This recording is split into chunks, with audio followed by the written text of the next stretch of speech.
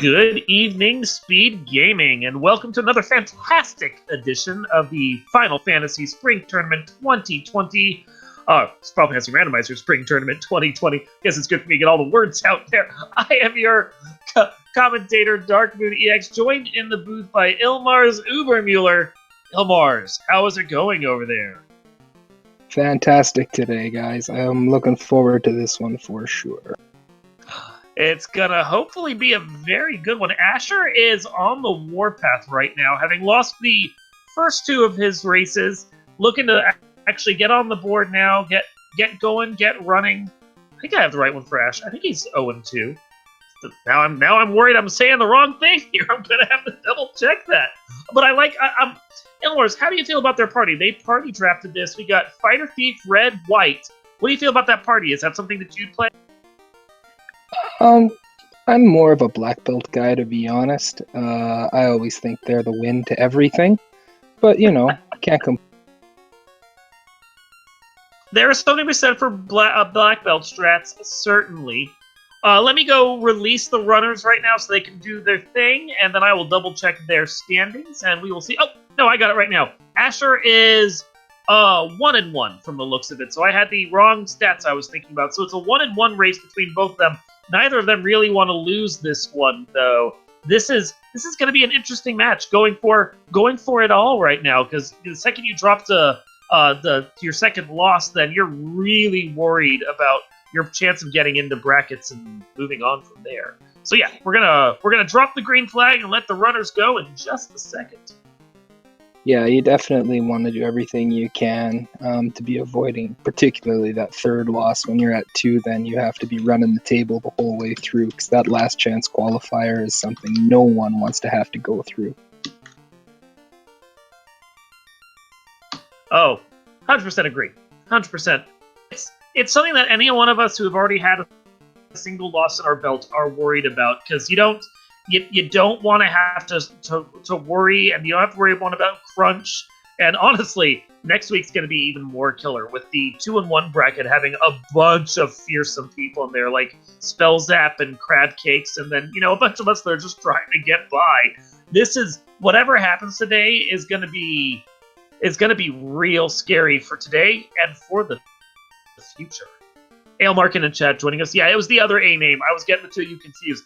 Asher's 1-1. Ale Markin just got his win, so he's 1-2 now, and he's sweating right now for the 4-2 that he might be able to get, so he can stay in this qualifier for the last chance qualifier. And he's second now. The racers should be moving because they have been released. What do you look for when you first get into this, Ilmars? What is your path through the seed in the early game here for these Swiss flags?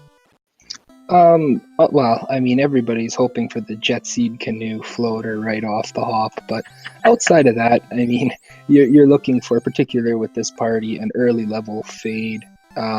Life magic never hurts, and one of the most underrated things, I think, is getting any sort of sweeper item off the start as well. Any sort of mage staff, black shirt, incentivized Thor hammer, anything like that can really help.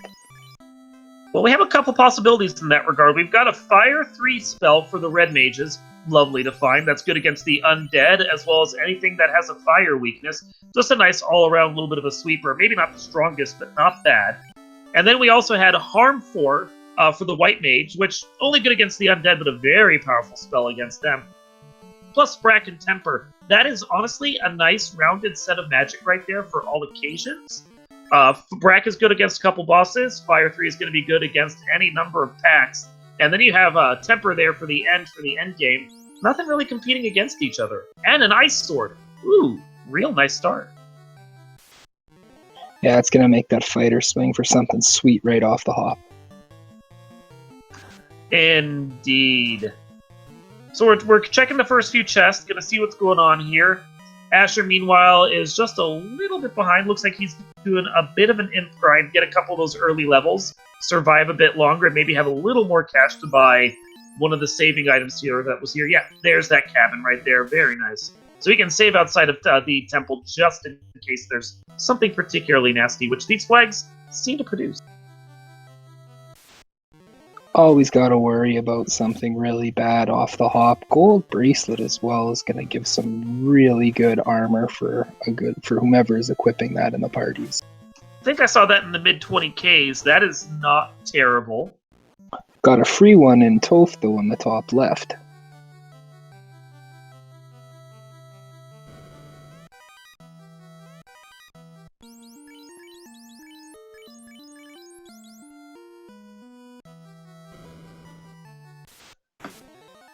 Yeah, but the problem with the jazz handing dazzle imps there was they're definitely causing some problems. As are those zombies that are just taking out characters left and right. Looks like we're done with that. Looks like we no longer care about what's possibly lurking in the Temple of Fiends. We're just getting out. Yeah, zombies with frost will make you wanna not have to stick around too long. Superpleb doing the right move there, going after Garland, not bothering with the fire spell that might have not done enough damage. Taking on Brack, which has got a good chance to hit right there. And then gets the TNT and the Adamant from the King and the Princess. That is potentially a single check dwarf right there. If either of those items or something from the Pirates produces the key, that is a lovely start.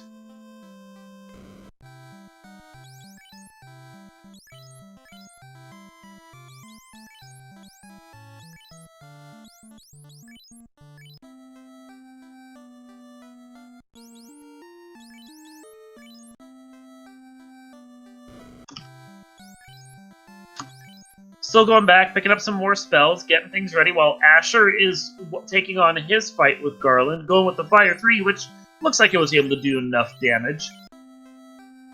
Good early sweeper. Absolutely be able to take care of a lot of the early game. Mm-hmm. Speaking of early sweepers, so do want to point out that it was the zombies in the Temple of Fiends that had Frost, and the Great Gurimps have Cremate, so that's a couple nasty spells there, and somehow Superpleb didn't get to keep the items. He didn't save or something away from all of that. Had to go and fight Garland again? That's curious. I assume he missed a save, yeah. Yeah. I mean, I've done that before. I've actually cleared all of Earth Cave and then failed to save, and that was that, and had to go do all of it again. Hate moments like that. So I feel him. I've been there. It's an easy thing to do, unfortunately. You get caught up in that. He may have ran out of money, too, purchasing things. I think that might have been his... Yeah, well, that's a possibility, too. If he thought he had the money for the end, forgot to save, like, did the end, but it didn't save because he didn't have the money, and then he hard reset, that could have been enough to just cause that problem right there. I have done that. And you feel bad afterwards. You're thinking to yourself, you're managing everything just right, and then it's like, oh, man, I am $5 short. Yup. Kicking yourself afterwards. So Asher's gone down to TNT, and I looked away for just a second, missed what the turn-in produced. Oh, Tracker's got it. It was the chime, and we've got the slab. So slab's not instantly usable right now, because we don't have the floater in the canoe to be able to fly over and do all of the slab turn-in. Chime, though, is interesting. Once we get a canal, we can go sail up to the bottom half of Sky and see what's in there. We got some checks to do here first before we do that. Yeah, I mean, we're still looking for that half-loose canal, if you will, to really start the opportunities to be moving out.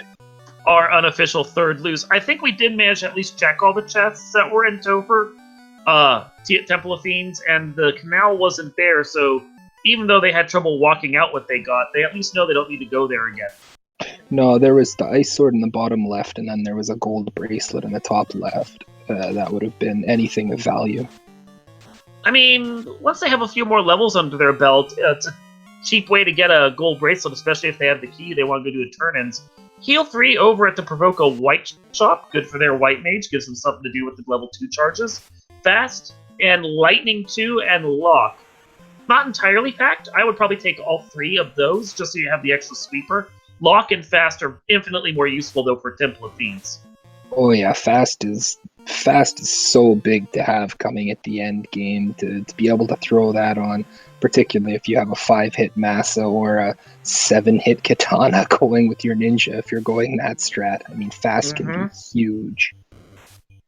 And with the spell fixes on, Lock and Lock 2 now hit 100% of the time, which means if you get a boss that is super evadey, like we can get with the cranked up stats that the tournament runs under, you can actually slowly start to make them so you can hit them just by locking them down a little bit and removing some of their evade. Absolutely essential. Yeah, we've seen a couple of, in particular, I can recall a couple of Chaos fights where Chaos seemed to have been very, very high on evade, and Lock 2 was coming in big to save the day. So we get the ruby from the pirates, no shop item here. We're basically down to seeing what's in Matoya's closet, raid her retirement fund to see if there's a key item there we need, and then maybe what's for sale over at Elfland, and if what we want isn't there, then it looks like the canal's going to be lurking in everyone's favorite place, Marsh. Yeah, and we've already seen frost zombies too, so that's something we'd have. God forbid we have to go down there. That's going to be ugly. I'm looking forward to it. But we still have a couple chances yet, and more often than not, I have found a loose item in Matoya that unlocks everything, so I'm doubtful that we're going to have any major problems here. Yeah, you're really playing the commentator curse hard here, aren't you? I am. The players in the SRL room were talking about the fact that they've had to go to Marsh every time. I'm sitting there going, I've never seen that, blah, blah, blah. Oh, Marsh never happens. Really praying for it right now. At least with that ruby, though, you know, you get two, whenever we can find that canal, we've got two other items available right away. Just pop over, feed the ruby, Titan's Trove being, the ruby to the Titan, Titan's Trove being incentivized, and Sarda behind. We should be able to get something good. At the very least, we'll be getting some decent XP bumps as well. These wolves over here do not want to let Asher's party go. Unable to run away, a lot of stun touch, a lot of problems here. And the only one left alive right now is the White Mage, who, of course, doesn't have any sweepers useful for them. So that's not so good. Yeah, it gets the fortunate run on the character with the lower run chance, too. Uh-oh, nothing in Matoya. Yeah, Opal Shield right there is useful for them once they can actually class change and equip it, which, with the party that he has, I don't think class changes is going to be something they avoid. He's definitely looking forward to that. At this point, he's going to be hoping that an item that can turn into canoe or the canal is lurking over in one of the shops, because otherwise, we are definitely looking at a Marscape. Yeah, we need something to turn into canoe real fast in a trade-in, whether that be an herb shop item or a crown shop item or a crystal. Yep. I mean, we got 3 turn-ins right here. Any one of them can work out. Meanwhile, SuperPleb's the first to reach the Black Magic shop, see, like, Fire 2 and Quake. Quake's not bad. Quake's good against a few things. And then Ruse and Mute, and really not a whole heck of a lot there at the White Magic shop. It's kind of a bust there.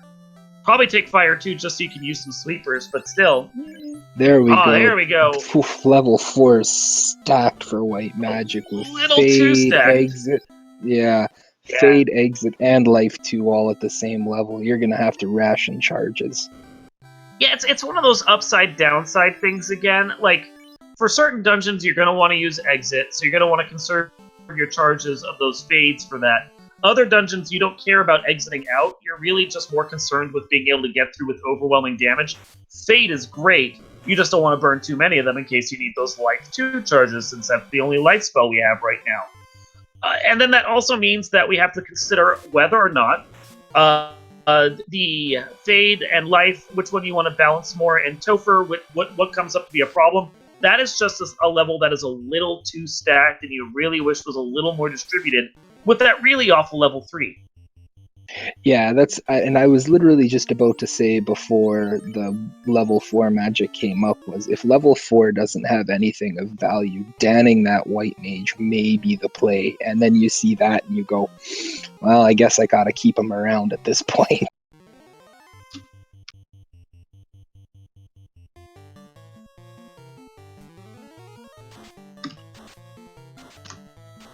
So I keep missing what's over at the Black Magic shop. I'm hoping that our tracker has it or that you were able to pay attention. No, I was checking to make sure that SuperPleb didn't, as he ran into the zombies, I was thinking for a second, are we going to see more Frost?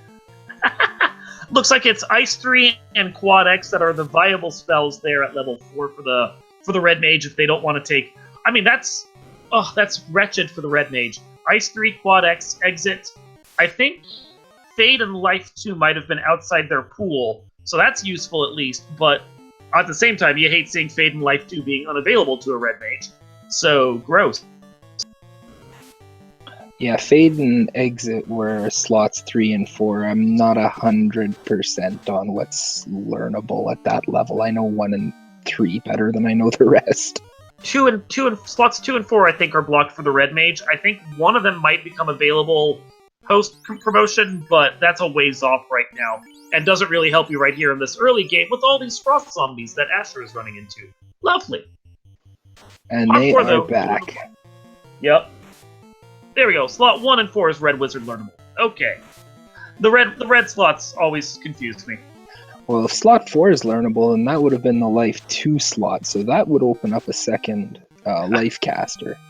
It does, and then you have to balance that out with the Ice 3s and the Quad X's. That's just an ugly level, no matter what you look at. Yeah, it's that level has a lot of stuff, and yet again, with level 3 not being nearly as productive, you'd have liked to have seen that spread out better. Mm-hmm. So for those that are just starting out, there's something to point out. SuperPleb, when entering that room above, went up and then over. Oh, there's our canal. Good to have that canal. Don't have to do the bottom of this cave right now. Get the heck out. Hopefully you have an exit charge. I was just going to say, if only we had one. I know, right? Haha. Go deal with those zombies some more. So, when he was going into that room, and you'll see it when Asher does it here, he went up and then over. The wall with the door in it, the bottom side of that room right there, cannot have encounters. That's every room with a door in it throughout the game. Encounters cannot happen against that wall. The entirety of that wall. SuperPleb could have avoided maybe an encounter or two and exiting here if he wandered over that wall before going up, because he's minimizing the number of encounter steps he gets. Asher presumably is going to do it, is already doing it. Here, we'll be able to see him do it, because that's just standard play right there.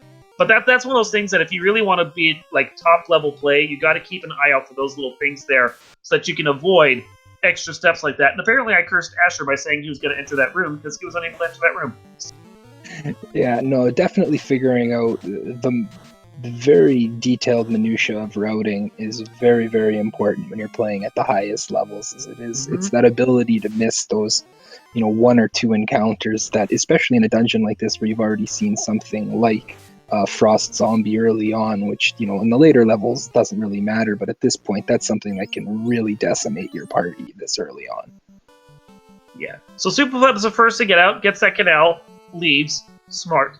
Asher is just getting in. You can see him wandering along that bottom wall right there. He was dealing with a bunch of ambushy, sleepy skeletons who also apparently had Cure 4. Good to have that early Cure 4 from the main packs out of the way. Don't really see much from the skeletons after this, but still, that was an ugly pack right there, and he's running into more ugly packs. So we had a question in chat from Mick Fruit asking if we had any good spells. We've actually had a fair number of good spells. Fire 3 Bracken Temper at level 1, Heal 3 Fast and Lock at level 2, Zap Quake and Ruse at level 3. The white magic was basically Ruse and not much else. And then level 4 is absolutely stacked with Ice 3, Quad X, Exit, Fade, and Life 2. Yeah, all pretty much everything that you wanted outside of Fast has hit at level 4. Yeah. Honestly, this is, I don't tend to play Fighter Rainbow, but this is one of those seeds that practically calls out for Fighter Rainbow. If we can get a tail early, though, that there are some extra charges that Ninja would be able to pick up, since he gets full access to everything in the first 4 levels, that he could help to balance some things out as well. Yeah, if you play the long game play and figure you're going to use the Life 2 charges on the 2 wizards that can have it, then you can dump the Ice 3s and Quad X's on the Ninja later and just use that, as a bit of piecemeal of firepower as need be. So the canal is found. Don't know if there's going to be anything at the bottom of Marsh. Don't care right now. We can exit and go turn in that ruby. And then after that, Ilmars, what would be your... Obviously dependent if we're getting Canoe or not. Probably regardless of whether we have Canoe or not, I'm heading over to Crescent, pick up the item from Sages, you'd have to think one of those 3 items is going to be Canoe. And then from that process, I'd be looking proximity routing, both for fire and ice. This being our last game of Fire Week, that red dragon chest down in the volcano is incentivized as well. Depending upon if the Canoe does come up or not, and I have seen a couple seeds where the Canoe decides to be really late and just force you to work for it.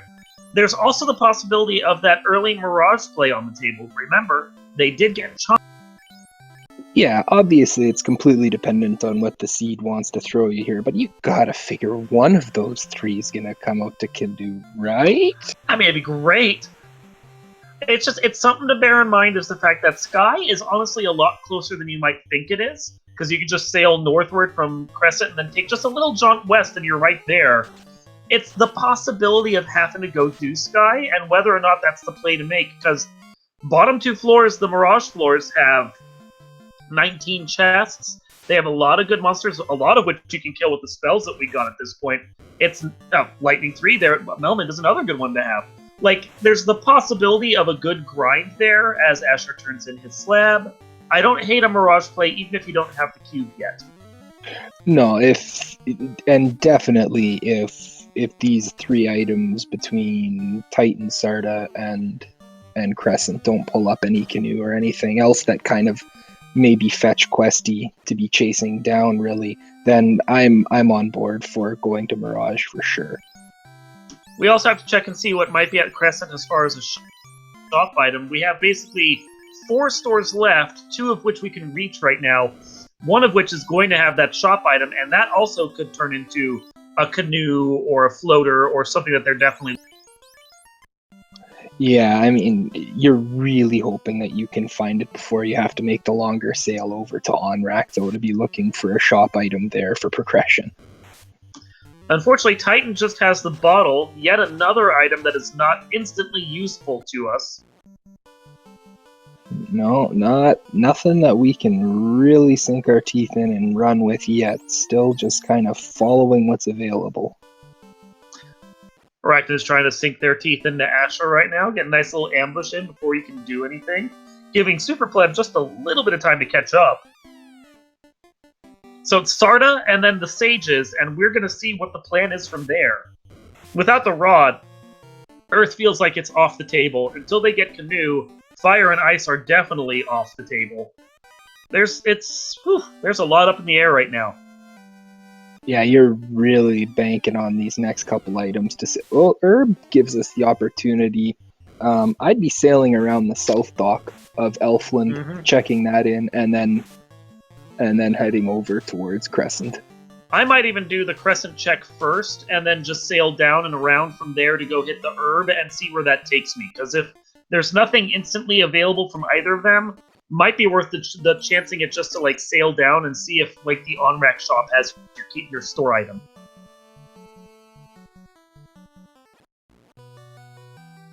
Yeah, that could be a potential that one of these becoming more likely that it seems like that vendor item is going to have to be available in these next 2 and is going to be something significant.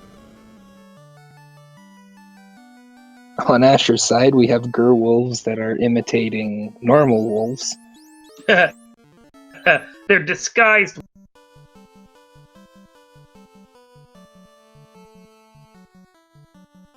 Just making you think that you can hit them for 10 and kill them, but no. No! Dwight Desatel was saying that Sarda was going to have the key. There's still a possibility he could. He had the herb. If that herb has the key, you weren't entirely wrong, honestly. Asher making the cheeky earth dive here. I wonder if he's just going first floor. Probably, I would suspect. Probably. Well, there's 3 good grind tiles on this floor, any one of which could produce something to get him some levels and some money. And money, of course, is going to be key if he's wanting to get that the money for the items that could be at the shop spot. He walks away from the R-Hydras, probably doesn't have the firepower to take them out right now, but I will say I actually kind of like the R-Hydra tile. They're usually kind of squishy, and if you have a sweeper that can take them out, they're good. Yeah, I mean, you're going to want to be waiting until, level 11 or 12 that gets you level 4 charges?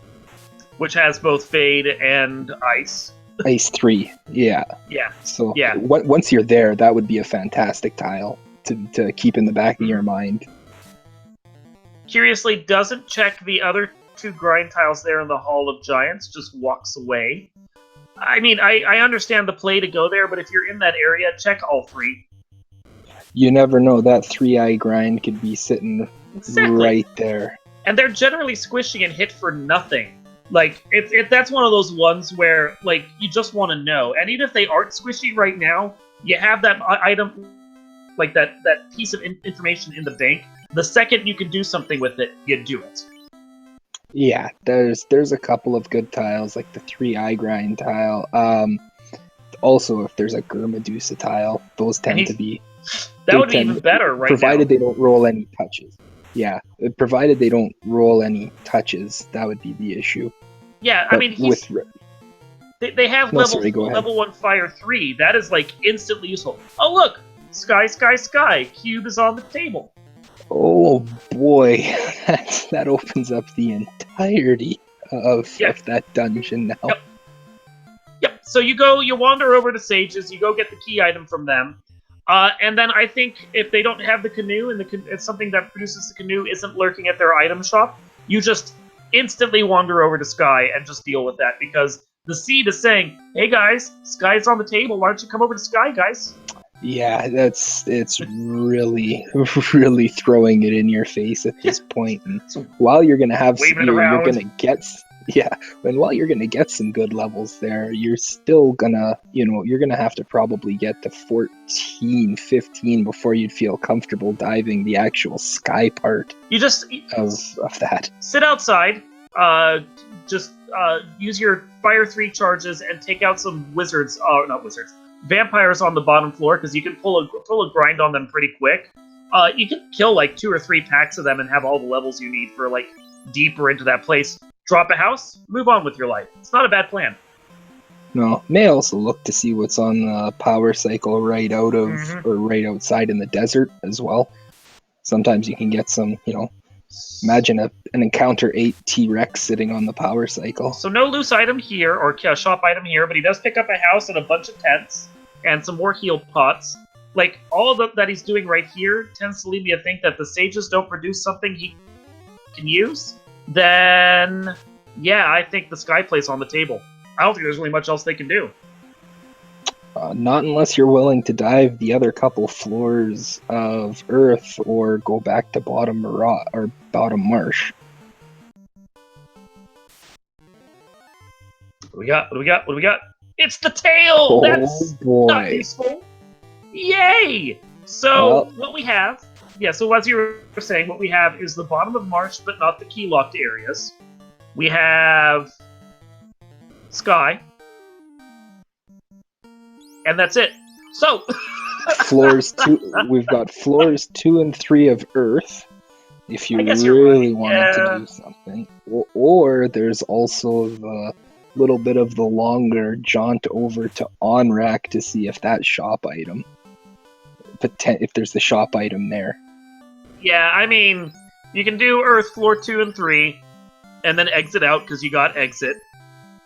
But of course, they're not incentivized, so there's no guarantee. Between the chest density there in comparison to the chest density at Sky, having all of Sky and I think on the order of 52, 53 chests in Sky, and the fact that we haven't found our 2 actual loose items, just Canal and Marsh right now, I'm banking what I need is in Mirage and Sky Palace. I don't think there's really any other...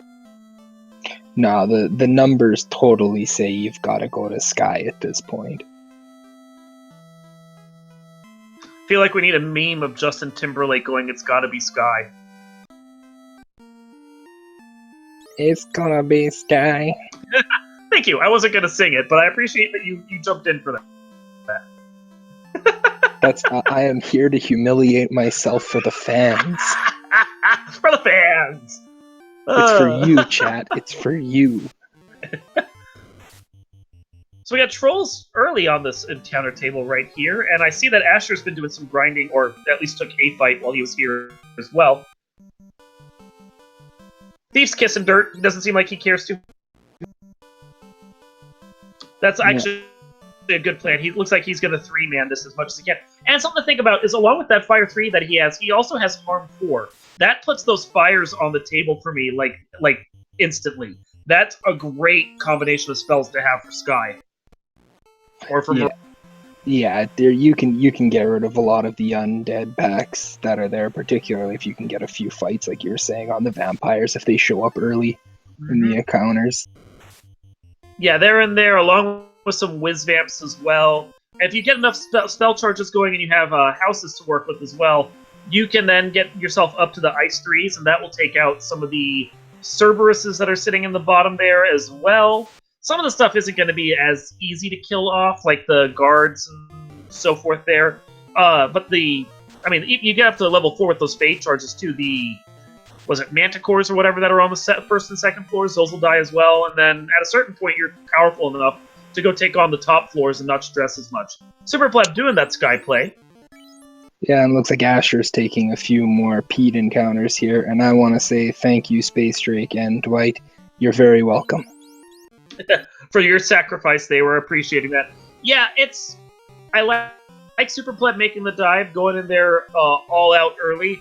I think I actually do appreciate what Asher is doing, though, just a little more, just because, your levels have got to be here for you to pull off this dive, and I think Superpleb might be just a little low.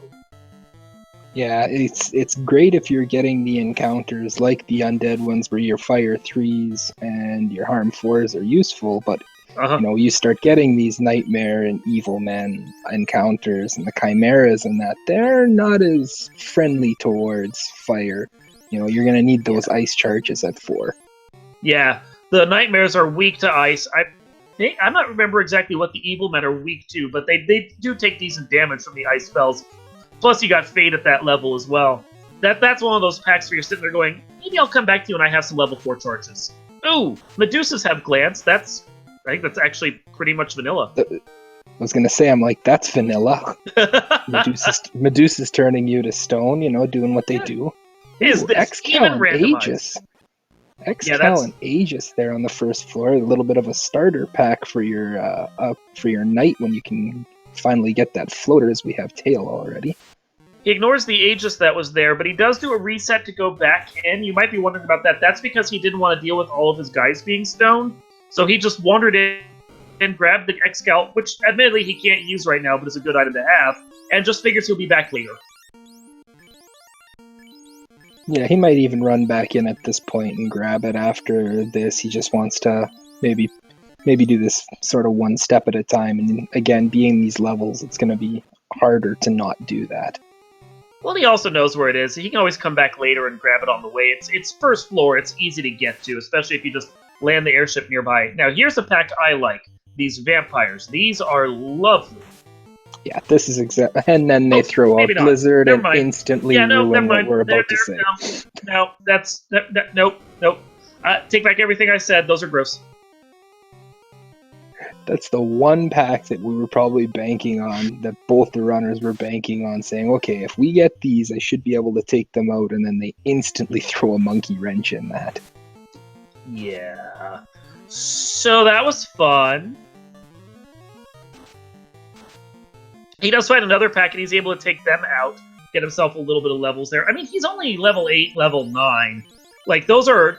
Vampires just at that level are hard no matter what you do. Asher, however, is having a slightly easier time of things. Didn't see the glance off those Medusas. Does see vampires masquerading as whiz vampires. Learns the lovely news that they have Blizzard, and instantly he nopes out of that and resets. I'm not even certain that he still has the Excal and the Aegis, but he may not worry about that right now. Again, he knows where it is. He can come back later. Yeah, I agree. We got a comment from chat from Stu. This is definitely the vampires saying enough of calling me Speed Bump. Well, with the Opal Shield that they already have, the Aegis is less valuable than it might be, and there could be another good sword lurking in here. So Asher's sitting there going, I don't really care about the Excal right now. Makes sense. Doesn't have to worry about it until he needs it, and he can always finish out this dungeon and then come back in afterwards and just, dust it all off at that point. Yeah, these vampires are giving Asher the business. if you can clear out less than greater than and then get out, it's easier to come back to that first floor and get whatever you need.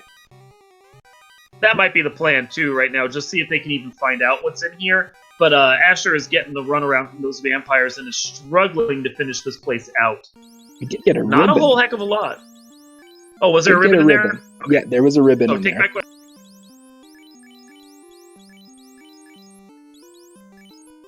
Take back everything I just said. Ribbon is a whole heck of a lot right there. And worth walking out, throws it on. He is almost out of this hellish Mirage Tower. He's going up. I would. I don't think he has Ribbon. exit charges yet, though, so he's gonna have to make a big play on this. More worrisome is the fact that he only has 56 health pots, and that's not a whole heck of a lot with the levels he's at to do a full clear of this dungeon. There's a lot on the sky floors that perhaps maybe aren't quite as deadly as these vampires, but are still pretty darn deadly. Yeah, there's lots of packs. Oh boy, this trap tile. Oh, this is nasty for the level he's at, and he's like, "Oh, screw it, I'm out." Like, does a little angry dance. Yeah, I was just gonna. That is the unhappy dance. So, yeah, it's that instance where that's a nasty, scary-looking pack, but it's also worth checking on it and seeing whether or not it's a pack you can take out. Falconic in chat asking if this is a 1-1 match. It is a 1-1 match. They're both looking for their second win here in the tournament. Out for blood. Yeah, this is, and again, as anyone knows, this is big. You want to avoid those 2 losses, especially early, because then you've got to run that table to avoid that last chance, and no one wants that. Yeah. So we get to see what's going on here. This is gonna be an interesting one here. I'm thinking with 2 Fade casters and this tile here having like a lot of experience points, I might take it if you take it until you've got, just the 1 cast left and hit exit, and then make your way back up, because I think he's still got a house that he'll be able to refill everything. I know they picked one up. In worst case scenario, even if there isn't, I know there's one in the right chest on the first floor as well. Okay, waters are sub 300 on health. 2 Fades will definitely take out most of them. I was going to say all of them, but then they avoided 1. So that's nice to see. Oh! And the Fade and the Heal 3 that was bad turn order right there. He's going to have to burn another Fade cast, and unfortunately that means the good magic is not going to be, or the good experience is not going to be hitting that fighter. Just bad turn order. On the flip side, that's a lot extra fades, and it's a lot of extra fades and life 2 charges and such for those guys, for that white and red wizard, or mage, pardon me. 11,000 experience. That instantly jumps them up. Honestly, at the point that he's at right now, that experience probably does better work over on those guys than it would have on the fighter. Fighter will be fine once he gets a couple levels under his belt. He's already got 370 health. But those extra levels mean more health and more charges for the wizards that... Yeah, I think it particularly, like we said, the big magic coming out at level 4, every extra charge they can get is huge. Absolutely. Gets that eye down, that's another small chunk of experience. More experience dumping on those wizards right there, already up to level 17. Whew, they're practically at the spell levels they could be at, where you're just sitting there going, okay, whatever grind tile I find that's fighter killable, don't even have to worry about the mages anymore, they're fine. Yeah, that's the other plus, is that if there's ever a time when you need to, you can solo grind that fighter, and those 2 will still not be lagging behind in any way. Mind you, that fighter's also level 15, so he's not far back. He didn't lose all that much in that fight. Early grind he did. Yeah, it helped out a lot. Plus, of course, bear in mind, he's not running a thief. That thief is kissing dirt, as it is on Super Plebs. So, instead of having to split his experience among 4 players, he's only splitting it among 3, because that's how the game works. Whoever's left alive gets their cut of the experience, and that's that. So it's useful in that regard, too. That's more experience dumping on all of them. Just a good grind in general, honestly. Oh, for sure. It's really good to, at this point, there's been nothing to say that you really need your thief, and then, like we were saying earlier, with the magic being so-so, but then seeing how good it was at level 4, it seems like both your white and red mage are going to be pretty invaluable at this, so keeping them up and danning that thief seems like the likely call. I was wondering why Pleb was taking this when he knew it was as bad as it was and he got a bad configuration, but apparently you have to. That Naga water pack is unrunnable. That's gonna make is that run under the same encounter as it would in Topher and also in C? Yeah, when you encounter that one in Topher, I believe that's the same encounter that encounter 8 on that floor. So if it's unrunnable here, it's going to be unrunnable there. Not exactly pretty, although if you're still looking for a couple quick levels to get in Topher and don't mind spending your Ice 3 charges at that point, not the end of the world. Ninja has something to do with that. Yeah, hopefully by that point you'll have a ninja who's learned Ice 3, so they'll be able to fire it out for you. It seems these eyes are pretty popular on this. Like, they must have rolled into a pretty high encounter table, because both of them have been picking up quite a few of them. It's nice to see, and it also seems like they don't have that much health, so if you do find that third eye grind in this seed, then that's actually a lot of experience you can get for not a lot of effort. Always great when those things roll nothing, because you just soak up the XP and love it.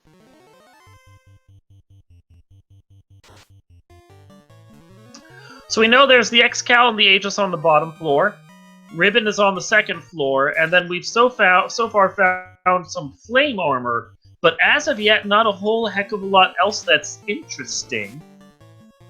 Nothing that's leading to our progression at this point in time, and we're slowly running out of chests. We are. Thankfully, Tiamat itself, you just put the red mage at the black line and figure it's not going to get insta-hit.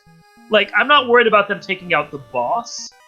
I'm more just, worried about them, finding what they need here, or, a forced double dip of Marsh or Earth at that point, which would just be ugly. Yeah, I do believe Asher did only cleared out the left side of floor 2 of the asterisk floor. I don't believe he cleared out the right side. Now, this is a common path that a lot of the runners will take, is they go through and they do half of floor 2, because it's kind of a part of the walking path. Then you go up to floor 3, where it's more chest dense, before going back to floor 2, just in case the loose you're looking for isn't here. The likelihood of both loose being in here, or more items that they need, is low. So if you can skip floor 2, because you don't have to run it, that's a bonus. Unfortunately, doesn't look like we're going to be able to do that. Mage Staff is nice if they find some Gur Medusas, or more of those regular Medusas. Fire Sword is nice to be able to slap that on the Red Mage, but, so far, no progression yet. Nope, just 5-6 chests on the right side here, and gotta hope for that. Otherwise, we're looking at on-rack shop item, or we're going back to Marsh or Earth. Oh, the metal slimes. He almost runs away from it and then realizes, wait, they're weak to fire, and this is good experience. Let's...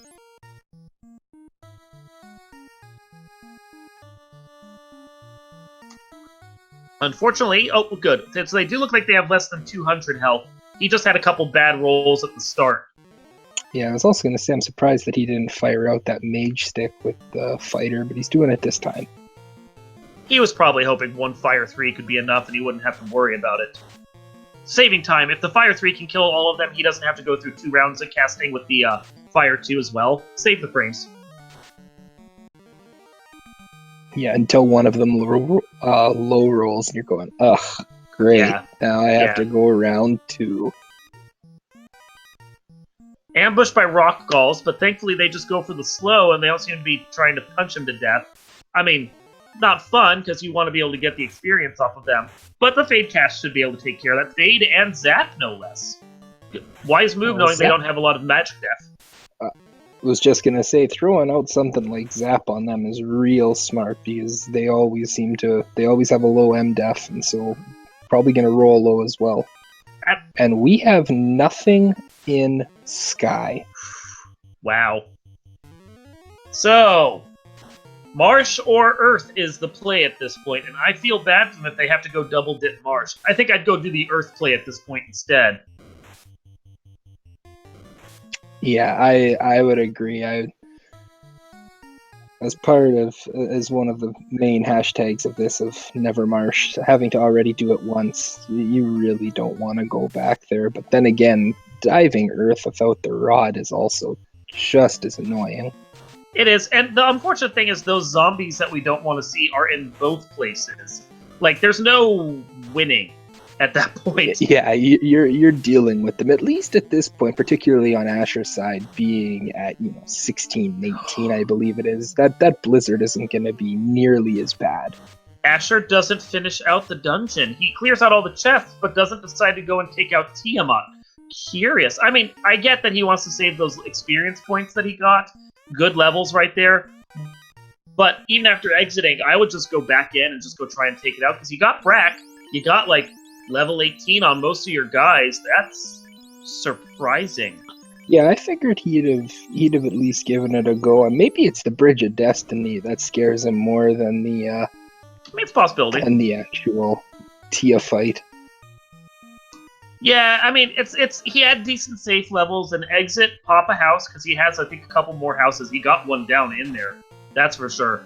And then go and finish out this dungeon. I think, like, I can understand why he didn't, because, you got other things you can go check, but I think I still would have done it just because I was there. I hate walking away from a dungeon and having to come back to it. So, Gaia! Nothing in on-rack. Absolutely nothing in the shop item. So we know our shop item is in Gaia, which is useless to us at this point.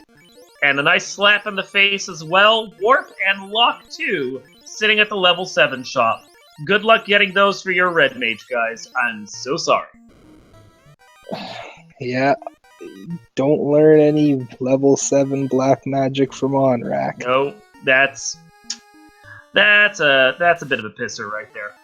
So he's sailing back north. I hope he's not thinking about hitting ordeals, because he doesn't have the canoe. He can try docking there all day.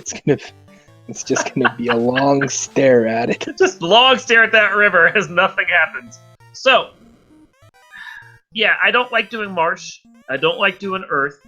And I don't want to do Marsh right now, because that's probably, or could potentially be a required triple dip, because you can't even check the key locked chests right now.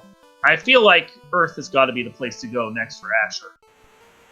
Yet again, he instantly ignores what you're saying and is going to Marsh. Of course, yeah. No, totally. Totally. Why would he do anything I would tell him to do? It's like he knows. Asher, are you listening? And SuperPleb, as well, as pointed out by chat, is also avoiding Tiamat.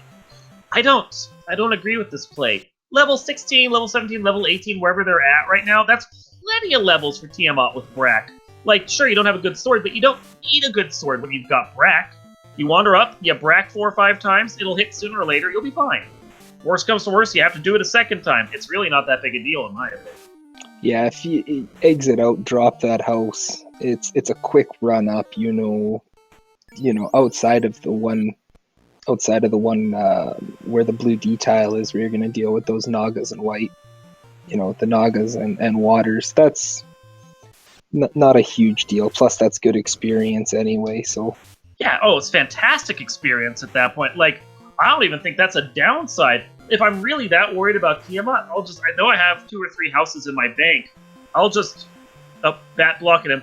I'll just go and I will go hit that tile a few times, exit, house, do it again until I'm ready for Tiamat, and then I'll just Brack all day on Tiamat while my fighter just sits there being like, you can't touch me, do. Like, it's not even a thing. And even by that time, you'd probably have enough.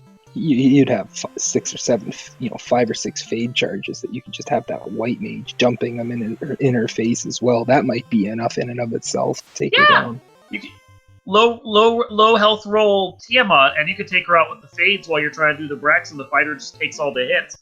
Plenty of stuff you could do there. Like, I can totally get being like, I could just come back and do this. It's not that long a walk, but any steps you have to retake feel like too many steps, in my opinion. Yeah, and Marsh, whether or not we get what we need out of this, Marsh gives us the best sword in the game as the moss is pulled. Useful. Not going to complain about that. And a pro ring to go with. Like, cool. Everything's like, okay, that's cool. I don't mind it. Like, I understand this play. This is really, really useful, but it's not what we exactly need still.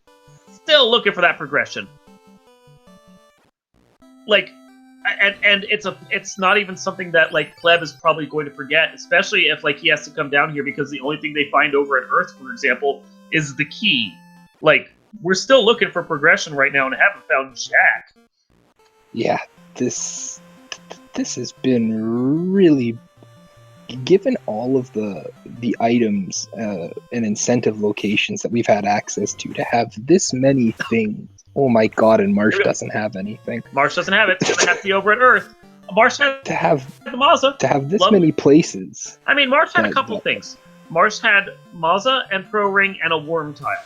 All those great, but you are correct to have this many places with nothing in it. That's shocking. Yeah, you would think by this time having at least your canoe would have come up, if not both your canoe and floater, with how much we've checked. 52 chests in Sky, producing not a whole lot of anything that you really want right now. All stuff that's great later, nothing you want right now. So, Chad has taken some bets, and I'm curious, how deep do you think they're going to have to go into Marsh before they get the... not Marsh. How deep do you think they're going to have to go into Earth before they get the item they want? Ruby chest. Just ruby chest. Why not? Just straight up, all the way, go get the ruby. I mean, for them, I'm kind of, just to be nice, I'm kind of hoping it's Rod, so that they have to go the rest of the way through the dungeon, and that the other loose is down in there as well. Like, that's best case scenario, I think. Ugh, man. Just watch it actually throw them like Oxyale, and they have to sail over to Onrak to find it in the sea. Oh! Oh, that's cruel. Love it!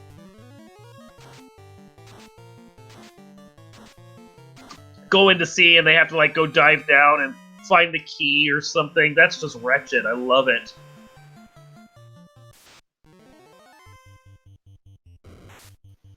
Yeah, I can't believe how, like I said, with all of these incentive checks so far, and we haven't found anything. 50 minutes in almost. Jeez. It's pretty much guaranteed that the canoe, or something that leads to the canoe, is going to be down here, because without it, there's almost no progression they can make after this.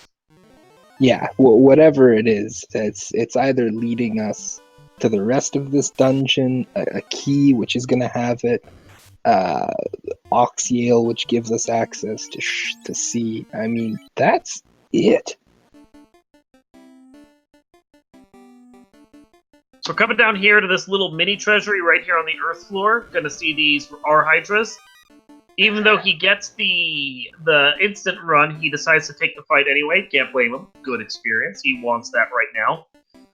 And Pleb is only a floor behind him because he hasn't done this Earth check yet. So he'll do his checks and then probably follow right on Asher's tail to find absolutely nothing in the treasury. Aelmarkin with the absolute trolliest of trolls, going with Oxyale here on Earth, leading to the crown, to then to the crystal to finally get our canoe. That'd be awesome, honestly. I think that'd be great. Only problem with that layout, Oxyale and Earth leading to Crown and Sea, leading to Crown Crystal Canoe, is that we have Bottle and Slab already in our possession. Something has to lead us to the floater one way or another, and with the shop item also being at Gaia at this point, I'm not certain both the loose can only lead to one item. Well, we haven't seen any of our three quote-unquote dud items, though. You know, our Opal, our Power, or our Thor's Hammer. I mean, yeah, but if whatever they get leads to Canoe, for example, the Canoe only opens a couple of areas for them. If both the loose are, like, both loose end up leading just to canoe, then that doesn't actually work. We still need like floaters somehow to be available to us finishing everything out. We would have both ice and volcano available for it to potentially be in the That's true. as well as ordeals. Yeah, okay. Okay, I agree with that. Okay. Waterfall. Okay, There'd be 4 other places it could potentially They could finish land. the seed. They could finish the seed. Okay. Yeah. One of them could have floater, and then they just don't need it at that point because they already have access to everything. Okay, I got it. That's good. Yes! Oxyale! Hey, look, Oxyale! Oxyale! Rude! Just rude, but you're here. You've got to finish this dungeon out. And not only that, it's in that absolutely annoying chest off to the right, too. So we got a question about whether or not they've checked the caravan yet. They can't, because they don't have the canoe. So there's no checking that right now. But that is a deliciously evil spot for that. Wow, the R-Hydras have no health. Less than 150. That's a great tile right there. That's my grind. That right there. That is my grind. Right now, that is by far the best tile we've seen to be able to quickly gain some XP. And you can do it right at the start of Earth right there, because they're also the elemental tile that's elsewhere. Oh, SuperPleb got taken out by, I think it was zombies? I'm not sure. Chat, help us out. What just killed Pleb? Asher easily getting some more of those levels, sees these specters and geists. Ooh, apparently asps have fire too. Ew, that is grody for a party this week. That's not fun at all. And unfortunately, Pleb is definitely at a weaker position at this point than Asher, just because his grind has not been going quite as well. There's that masquerading whiz vamp. There was. He's gone now. Black shirt. And the black that's shirt. Useful. I mean, that's great for when you encounter some of those waters. Especially if you decide to go back and grind in Sky, because the waters are weak to ice, and that's a good cast of ice too there. Free and not only that, but that might also be good enough with how weak those R-Hydras are to be able to throw on someone if you really wanted. Man, the unlimited R-Hydra grind is real right there. Yeah, you might be able, if you wanted to solo someone real quick, that would be good. That might be good enough on a single cast to drop them with how low their HP was. Heck yeah! Well, now Asher's gonna make the long sail back over to Onrak to go find out that I'm sure that the crown is somewhere in sea. I mean, at this point, it's pretty much... It has to be. We've checked every other chest. So whatever item leads to them to their next bit of progression has to be in C. There's no other place for it. Yep, that's it at this point. But the only thing I wish they had at this moment was the key so that it could be in TFC. Oh, come on, let the key be in here so they have to go back to Marsh. So, heading our way over, gonna do a quick save outside of Onrak. Bounce in. We know there's nothing here except for maybe some heal pots, so he'll refresh up. And then we're gonna go see which side of Mermaids, or which side of Sea Shrine that he does, whether he goes to Mermaids first, or if he goes over to Kraken. And I'm assuming he'll do Kraken first, just on the hope that the chest that he needs is on that side down, and he can skip out on Mermaids, because he's practically good on almost all the gear he needs at this point. Ale Markin's right. We can't have a loose key here because that would be too loose. Oh, my dream.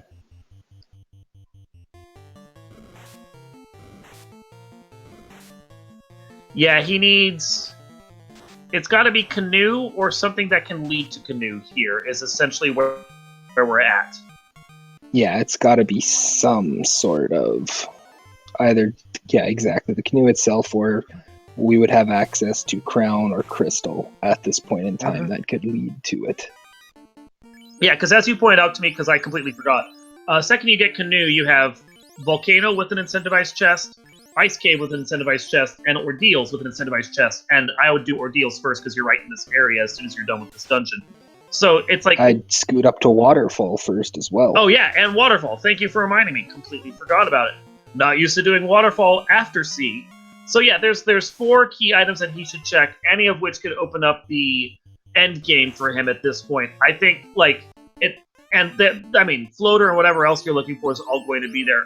Of note, it's the Nagas themselves that are unrunnable, not the waters. So when you find this pack down in Sea Shrine, floor of Temple of Fiends, it will be the one that features the Nagas specifically that will be unrunnable. The waters themselves don't have a problem with it. What is... I was like, is Asher glitched? Asher glitched the wall there and is having some... Yeah. Uh-oh, his cartridge was a little glitched there. I hope that's not permanent. I don't want to see his game crash. Maybe he's just messing around, having fun. I hope. Looks like it's fine, yeah. It looks like he was amused by the glitch and wanted to show it off. Another pro ring, very nice. Oh, apparently that weird spot is always there, so good. And he loves showing it off. He's just memeing. I can understand, appreciate that. Yeah, I can never... Oh! Jeez Louise. Those ghosts said, sit down. Yeah, that's ghosts for you. And they're too strong to be taken out by a single fire, and it looks like he may not have any life for that. Oh yeah, no, it was outside his ability to buy it. So that red mage is just going to stay dead. Or that red mage, white mage. That white mage is just going to stay dead. Ghosts are one of those enemies you never really want to see. You know they always hit super, super hard.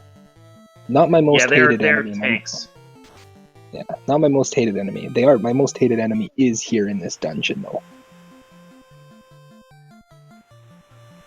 So he did find the EXP Pinata Pack. Oh yeah, lobsters are gross. He found the EXP Pinata Pack, the Grey Shark Big Eye, which is a ton of experience. Gets the Defense Sword, which is a huge item for him. That is a great endgame piece of gear. Heck, it's a great piece of gear any time of the day. He can just sit there in front of Kraken and just spam that and cast Ruse on himself over and over and never get hit, while the red mage is throwing Brax left, right. Yeah, and even if it doesn't work out for him, at least by that time he'd be evade capped. He could start masses. There's that crown. Oh my god, Aelmar, what have you done? So, and he doesn't even bother with the last chest. So, crown here leads them to turning that in, and again, it's either going to be the canoe or an item that leads them to canoe. It's basically all that it is at this point. Nothing else can be here. Nothing can be sitting at Keylock. Nothing can be, like, anywhere else at this point, because that was our second loose. Ugh. You're going to need to exit after this, dude, because you're not going to... Yeah, you want to get that crown out. Yeah, you just bail at this point. Bail. So we have a question from Grandylicious asking whether or not these flags can end up with a third loose like last year's spring tournament. I believe that has been fixed. Whatever was causing in the pool for an item to get shoved out and for the cabin to be an extra loose sometimes is no longer a factor. At this point, when you find the 2 loose plus the canal, then you're done. And you can just be done. As we're 3 weeks in and I haven't seen that come up once, so I don't think it's a factor anymore. I'm sure one of the incredible devs would be able to give us the absolute definitive answer. Where's Meridian when you need him? Give us the full skinny Meridian. But yeah, no, that's totally fine. So he exits out, gets to keep his people alive, gets them back up, is now ready to go 3-man down to Kraken. Doesn't have to check any of these chests if he doesn't want to. He's safe. Although the red mage is getting the business right there. Get a little revenge while you're on the way. Anytime you can take these fights, those Gershark Big Eye fights, it's worth taking. They're worth a good chunk of X. Yeah, you can see. He's got like level 22 to 24 on all of his characters right now. He's practically end game levels for the level of scaling we have with these flags here. SuperPleb, by the way, going and checking the other side, hoping that the crown that we know is down here turned up over on the mermaid side of the dungeon. Unfortunately, while there might be some good gear, potentially that third ribbon we're looking for, can't be much else that's here. Have we seen 2 ribbons or just the one out of sky? Oh, we or am have, I but maybe drawing you're a right. blank? I'm checking the tracker now, and we're only seeing one, so I might just be smoking something. Oh, there, Asher's doing it again. Asher memeing once again. Thank you, Asher. And I know that when you do that, too, it kind of screws up all the graphics in that level as well. There is that second ribbon. Oh, that's the first for Super Pleb. I'm guessing he didn't have the opportunity to walk that one out of less than side. Hmm. The lobsters ambushed him.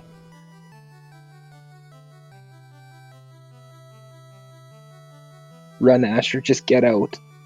They're going to kill you slowly. It's what they do. Sometimes.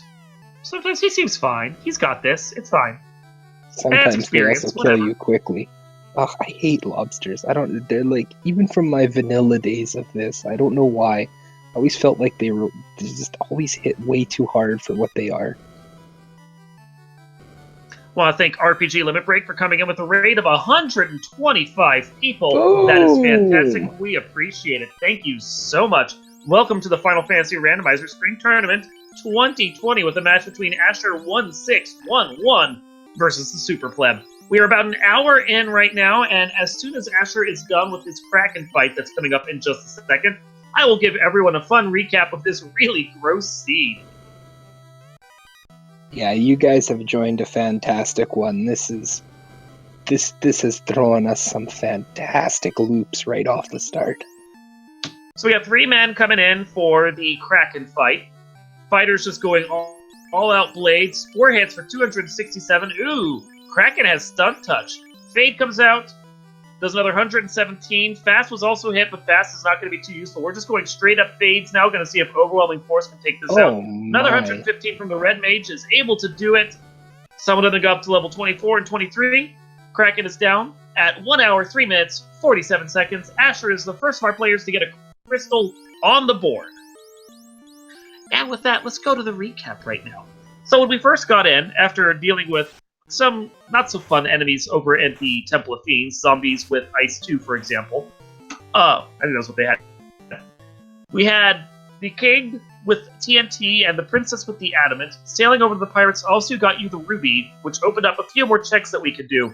Dwarves had Slab and Chime, which opened up half of the Sky Palace. Going over to Titan got you the Bottle, and Sarda, which was also unlocked by that Ruby, got you the Herb, and the Elf King gave you the Cube.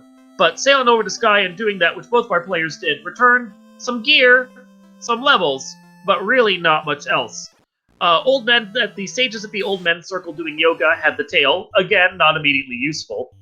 And then not Asher, going into Earth got you the Oxyale, which was loose on the 3rd floor, and then Crown was loose over at the Sea Sharknado floor. So we have our 2 loose out of the way, and are able to just progress at the speed. Yeah, but as we just saw right there from the Crown, the crystal was gained from there, so we are continuing our fetch quest. This seed has just... We are an hour and 5 in, and we are finally to the point where we know we're about to get a canoe. You had to go into marsh to get a canal, to then have to know that instead of the seed throwing you everything to go to Sky, which both runners did, nope, the correct answer was an Earth, which then gave you the crown, which gave you the Oxyale, to then have to go all the way back over to sea, to then get this crown, to get a crystal, just to get wretched. Our canoe. Yeah, this is fun. And we may not be done with the turn-ins either. I'm trying to think if there's something else that we can do as well while we're here. Maybe not at this point. We might be most of the way. Yeah, all the other items are going to be... That was it. All our other items are going to be... just going to be coming Yep. from the bottle, the slab, and then our 4 remaining incentive locations once we have this canoe. Maddie, show us that canoe. By the way, in case you're wondering whose fault this is, I may have rolled this seed, but Ale Market in chat every step of the way has been praying for the worst things to happen, and they happened. He just prayed for the crystal to be at Astos, and it happened. So this is all really Ale's fault. Yeah, So you got the canoe. I guess your best play at this point, proximity-wise, might be walking Volcano. over, doing ice and volcano. I think what I would do is I would sail down to the bottom river system, sail in towards Crescent to save and replenish stock, and then go do Volcano first and Ice second, get them both out of the way, and then expect that the floater's going to be in there, and you just move on with your life. Oh, you know the floater's back. With how this seed's gone, the floater's back at Waterfall. Waterfall or Ordeals, yeah, but I'm hoping it's right here so I can do the turn in from one of the... Also, yes, Meiji is pointing out we've got to check that caravan, as we have not seen the vendor item yet either. We gotta turn in to do it Gaia, though. I would go hit Gaia first for the shop item before I even consider the caravan, because it's a one-stop shop right there if it's there. Yeah, we need our floater. For all we know, that floater is the shop item at the caravan. Can't. You know what? No, it could be, couldn't it? Yeah, yeah. Could be. Floater can be for sale. Yeah, it can be there. No, I was just thinking you couldn't get over there without it, but no, you're right. You can get there with the canoe. Oh, it just feels like the seed is just gonna make them sail all the way back to Onrak. I mean, in all honesty, if that's where they have to go for stuff, I'm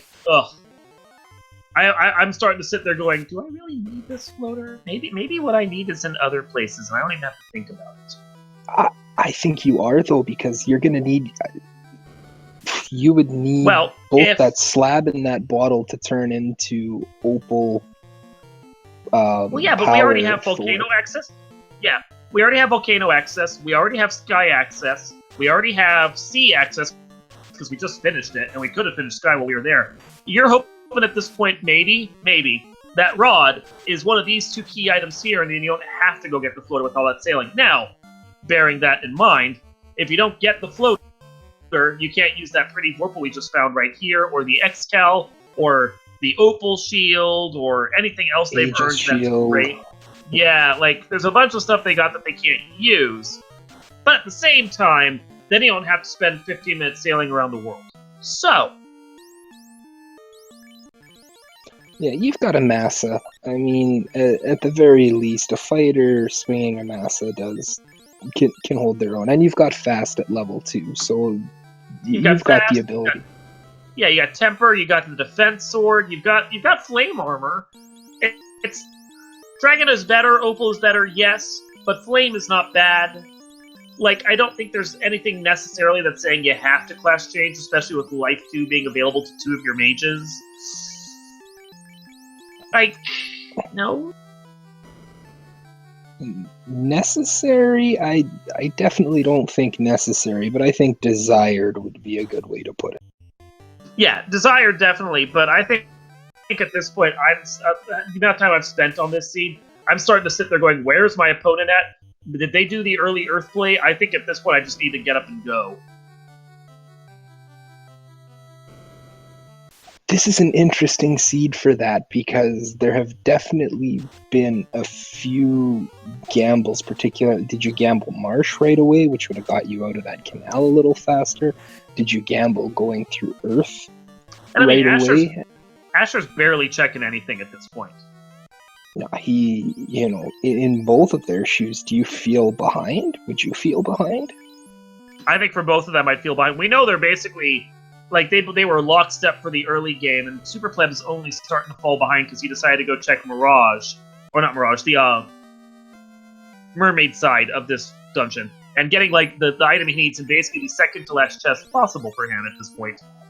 Yeah, well, one of our key chests is only a Thor hammer, so... the probability of sailing back to the other side. Oh, this was a lovely tile. Never mind. Oh, Nope. There goes that. vampires in both forms say not today. You know, I need to stop talking about what a good tile is, because nope, that's gross. Oh, and they seem to, the only thing they want to do is cast thunder. Yeah, no, that's disgusting. Oh, no, poor pleb. While that was happening, Carrie got chopped up. At least he knows he doesn't have to do anything except hit that crown tile and get out. Yeah.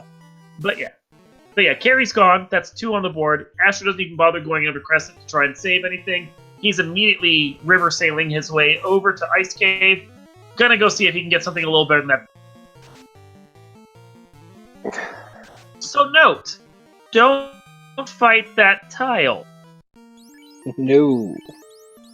That's my bad. I'm sorry.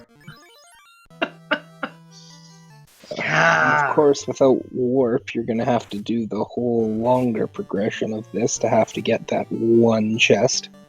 Only slightly longer. You're gonna he may not want to check all the chests here, but he might check a couple of the green go, like the 6 chest bottom treasury here in ice floor, like the bottom ice floor. But the second he goes and hits that eye tile, at least he can exit out. Like, there are worse ways to have to do this dungeon.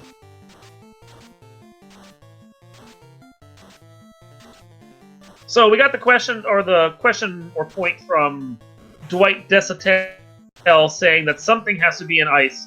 I mean, a key item has to be here. Whether that's just the power gauntlet or the opal bracelet, though, is a possibility. Because if that's the case, then we know that Floater is going to be over at the caravan. So there's still a chance there's Jack Squad. Yeah, whereas there's still caravan, there's still waterfall and ordeals that are all potentially available. Yep. Unfortunately, there are no more fetch quests outside of Bottle and Slab, which we have, but we need that floater to be able to make any use of them.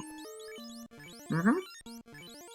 Yeah, there's, I think, just enough key items still left in the pool for the number of places they have to check and do their turn-ins at this point. So, like, the rod, key, loot, floater are 4 of them. And then we know that the opal and the power bonk are still out there in the pool as well. And we got 5 zones still to check, counting the shop items, so just about everything is accounted for. If he just hits the incentive locations and gets out, then he's got everything he needs. And that's a lovely tile there, too, those worms that go down to a couple quick fade shots. He doesn't need to grind it at this point because he's got all the experience he needs, but... I was just going to say, if he wasn't already 24 with that fighter, that would be useful, but he's good to go. Yeah, he's in the 24 to 26 range. Second he decides to go to Topher, he's done. And he's not even checking that treasury I was talking about, because why would he do anything I said? He'll at least pick up this one chest for... Oh, he'll even go to the bottom one for you. There are 6 chests in the other room, dude! Come on! Yeah, but that's like, what, 15 extra steps? Man. It's so far away! He already knows he's going to be sailing across the world again. He's just preparing. Yep. Another nice little pack for experience. Doesn't really need it. Gonna take it anyway, because why not? The walk and grind is real. Yeah, if he just does this, the whole... Man, that evil man had no health. They didn't hit for anything either. There's the loot! So now we know Floater is gonna have to be somewhere over on at that Waterfall side. or Caravan. Yep, or those 2 locations. And that's that's rude. Yeah, you gotta go to that area for the oxygen. Yeah, force double sail to Onrak. This seed is garbage. Yeah. It's... You know what? Put it in ordeals, have the pillar maze, have everything send you back to square one. That's wrong. Let's do that. So Ale Markin also suggested that the loot was going to be in ice, which he was right about. I'm kind of wondering what his prognostication is going to tell us what the next thing is. Meanwhile, Scotty 2297 asking what the shop item is. Unfortunately, we don't know yet because it wasn't at any of the shops we have access to. Now that we have the canoe, we can check Caravan, which could have the floater. or the floater's going to be at waterfall, because essentially floater has to come in the next 2 items. Or deals. It'll be on one of the 3. Right, ordeals. I keep forgetting we have ordeals still. Thank you. So, but either way, we're sailing back across the world Let me yet tell you. again. Let me tell you, I am so glad I'm not playing the seed, because I would have forgotten half of what I had to do and been lost. So it's a good thing I get to commentate this. Yeah, I'm starting to think that Ale, you downloaded the spoiler of this, didn't you?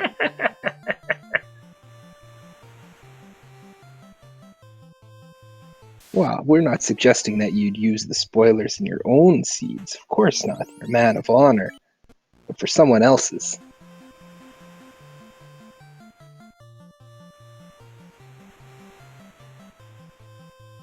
Well, he's going to ordeals first, which means 100% it's in waterfall. Oh yeah, 100% going to be the last place they check. Ale, where is it? Ale, Sam, floater, and waterfall. And of course, the first thing he does sends him right back to the beginning, so that's good. Isn't that so nice?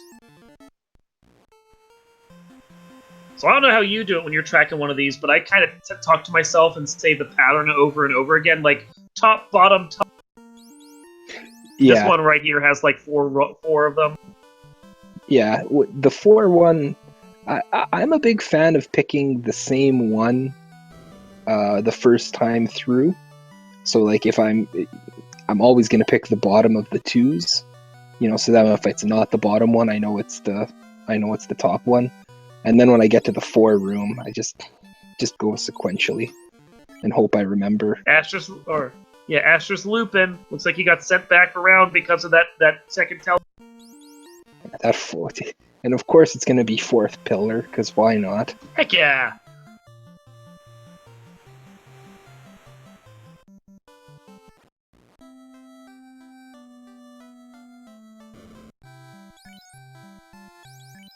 Pleb jumping back to Canaria, resupplying, getting ready. He's got his canoe. He could make up some time here if he goes straight over to this side and doesn't worry about volcano ice. Well, he still has to take out volcano. You still have to kill Carrie. And while you're there, you're just gonna check that chest. And then ice he does have to do, because he does need that loot, even if the loot is it's required. Not. Yeah. But so one way or another, he's gonna have to do it. Yeah, but he might be able to make up some time with that, because especially even the sooner you know for sure you're in go mode that you don't have to check extra places, even the few extra steps and the few seconds it can save. For him, especially being behind just a little bit, every little bit could help. Cyan Vio asking in chat if both the players had to agree to a party draft. It was voluntary whether or not they wanted to draft. They decided they did, and so they drafted. Ale went fighter, and then not Ale. I keep saying Ale instead of Asher. Asher went fighter. Did he go fighter? Let me go double check that. I want to tell you what the exact thing was.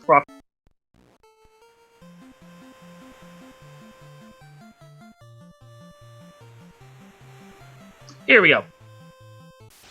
So, yes, Asher went fighter, then Pleb went thief red, and Asher came back with the... We've got Rod in ordeals, so Ale, you're looking real good here, buddy. I mean, technically they're in go mode? Nope, need a key. You're right. Okay, so key and waterfall, and then they're in go mode. Yeah, then you don't have to worry about buying the floater or conversely, if you check the caravan here and that ends up being key, you could just go floaterless the rest of the way. And I think I would, but Asher is still going to check this caravan, wants to see what's available. Can't say I blame him for that. Maybe save him having to go into waterfall. And nothing here. It's at Gaia. Lovely. So that means by process of elimination, this has to be the floater. So one thing I want to point out that Asher didn't do when you walk onto and off of a river tile, you can't get an encounter. There's actually a way to walk on that river there, that leads up to Waterfall, where you can maximize your steps, but Asher instead just decided to basically wander along the side of most of the river instead of using it. That's just one of those things where if you want to really optimize your walking play, finding little steps like that you can take. Yeah, every little bit helps. So from this, we're gonna know that, yeah, because it has to be that you're, and then you have to buy that key, which means if you don't want to turn in Bottle and Slab, then that's gonna be your Opal Cheerio and your Power Bonk. You're probably gonna turn in whatever the bottle turns into, but if you don't want to make the run down to Lefane, it's going to be one or the other that's left after you do the bottle and pick up your key from Gaia. And yeah, that's good math, because you can't, because they're not the item shop items, the Opal bracelet and the power bonk that are in the incentive pool can't show up in there. So the only thing left that by a process of elimination that can be in the shop is the key.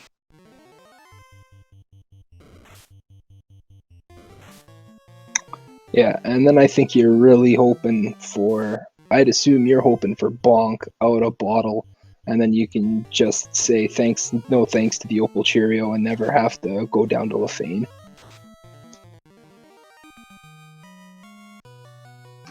Yeah, Floater had to be there. There's basically no other place for it to be, because you can't do the last two turn-ins without the Floater, and the last two turn-ins were Floater locked locations. So Floater can't be locked behind itself. Yeah, and we've already found our 2 loose items, so you couldn't have had the Floater being key locked behind it, because we've already found our 2 loose. So, and we know, exactly, like we said, that the key has to be in Gaia. It's the only item that's left that can be a vendor item. And I suppose at this point we should be happy for the players that the seed wasn't a little crueler and somehow arranged it so that they had to triple dip C to go the C area to come sail back up with the key to get another loose item.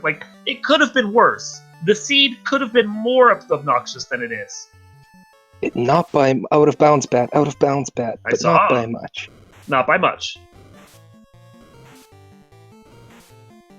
And at the 1 hour, 24 minute mark, Asher says, I can finally be done with wandering around on the sea. Please let me be free. Question from Can You Bert. Can a floater be locked behind itself even if it means the floater's not required? No. Everything has to be able to be obtained. Nothing will be locked by itself. And in the same principle, nothing will be locked behind Topher as well, even if it's something that is technically not needed for the seed to complete. Everything can be found within the game proper before the final dungeon and won't be locked behind itself. Yeah, the only time that something will get locked behind itself is if the randomizer throws a glitch and does it improperly. But, those are pretty rare, and it's I think the only time I've seen it happen recently is when someone that tries to copy over a flag string from the main site over to the beta or alpha, which uses different flag strings for their makeup, and that causes a bug crash. As long as you do things properly, the randomizer is stable and should never cause that to happen.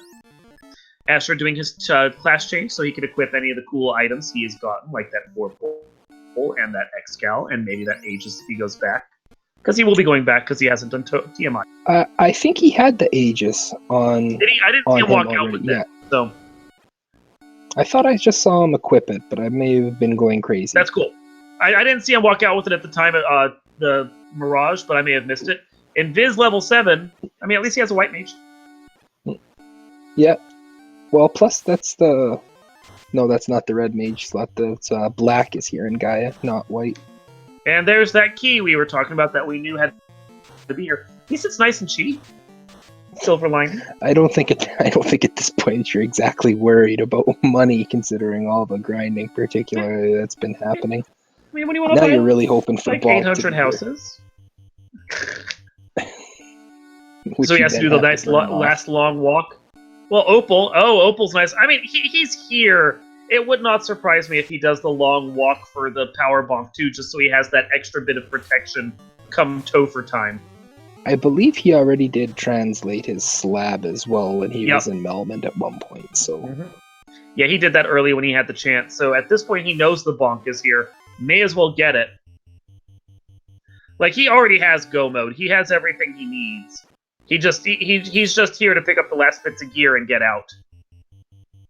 I'll check the level 8 magic shop for your white mage. Come on. You're gonna have the charges at this point. He does. He's got one charge at this point already. Yeah, he's ridiculously powerful. May as well just do it. Just look. What's it gonna hurt? The poor place never gets looked at. Aww. Womp womp. No meaning with those spells.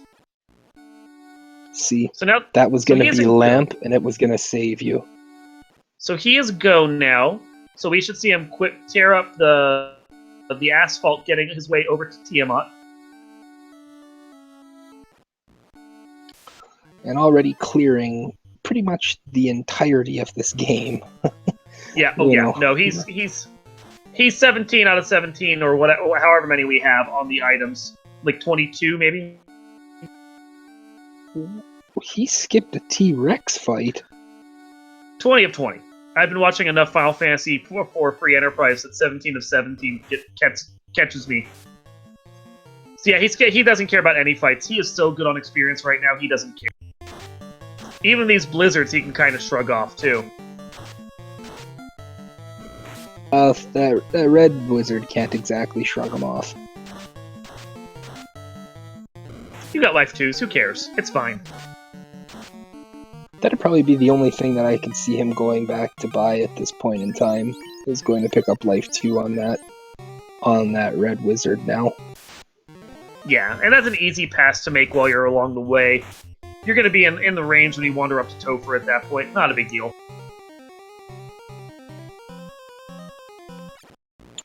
Other than that stop, I couldn't see him getting anything or needing anything else. Since our tracker, Ragnarok, has been good enough to let us know what all spells are everywhere. I mean, we got Temper at level 1, Fast at level 2 along with Lock, Life 2 at level 4. Ruse is learnable. He might want to pick that up for the fighter when he's there at the White Magic Shop at level 3. Maybe, yeah, and that's about it. Like, he's got everything else he needs already, so maybe picking up those if he doesn't have them. Maybe bringing up the Thief, getting him a couple quick levels, and letting him have some charges of that might be the only other thing you can think of, but he's basically good with this 3-man party as is. Indeed. Everything welcome he wants is available. Speed Gaming 5 with the raid of 35. Welcome, welcome. Big raids across the board. Glad to have you guys here for the end of this fantastic, ugly seed that Asher and SuperPleb have been struggling through. Only just achieved go mode in 1 hour 30 minutes, and that required double sail of sea, a required double dip of earth, not exactly required double dip, but they did it anyway of marsh. Like, it's just been great. Pretty much everything you would never want to have to do in a seed, this made you do it. And yeah, our tracker Ragnarok double checked. And although Process Elimination, I think, also would have pointed out, he made sure, and appreciate him doing this, that via Hackster, we do know Nuke and Wall are our level 8 black magics and white magic spells. So 2 spells that would have been nice to have are unavailable. I mean, if you really wanted one cast of Wall. Nuke is basically useless at this point, though, with only 1 cast of it. You wouldn't even have a cast of Nuke. You don't have your black mage to learn at level Exactly, 8s. yeah. Wall might be fine. I mean, if you get a particularly nasty chaos and you don't have the ribbons for it, which he doesn't. Couldn't even say get your blessed RNGs out. Look who's here. I did say some prayers already in chat. We have our robot chicken who's just throwing out some chip damage right now. Nothing to complain about. Gonna see if he has anything else. This is a good dive for Asher right now just to find out what else this robot chicken may have for us. He has some strength. He's totally destroyed that red mage. I was gonna say he's got a hard punch. Yeah. Warmac Honda came out swinging, and a second one! Encounter 8 And he's taking shuffled to the top. He is taking boy. it. I mean, about the only spell they could have wanted that we didn't see, which means it's got to be at one of the level 8 shops probably, is the Cure 4. Yeah. We got a ribbon over on SuperPleb's side out of Cardia Forest. Like, so that would be the third one, Mhm. because you would have had the one in second floor Mirage on the left-hand side. We had one out of Mermaids, and then one here in Cardia. It's fantastic. I mean, that's going to help SuperPleb a bit once he gets into his go mode right now. But it's also the thing of, like, I can't really see Asher caring, or even if he knew, going back for it. Cardia are one of those aisles where you check them only when you don't have anything else to do. Yeah, at this point, with his levels, with what he's got, he's not going to be opening anything looking for gear. He's more than set. Yeah. Yeah, he destroyed that Warmac in 2 swings each time and got such a boodle of experience. He's actually into the 30s now. Like, his fighter is a force to be reckoned with. Yeah.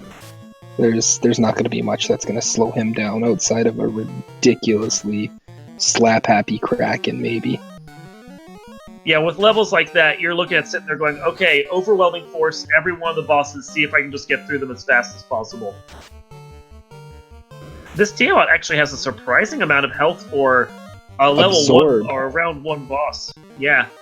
Absorb is pretty high. Absorb. He was taking 10 hits for only 300, which is, evade wasn't there, but was at least tanking up the hit.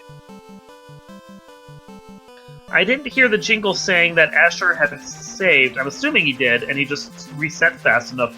But next time he goes into his inventory, we're gonna want to double check and make sure that he didn't accidentally just drop his Tiamat fight there. That would be sad. I've done that, so.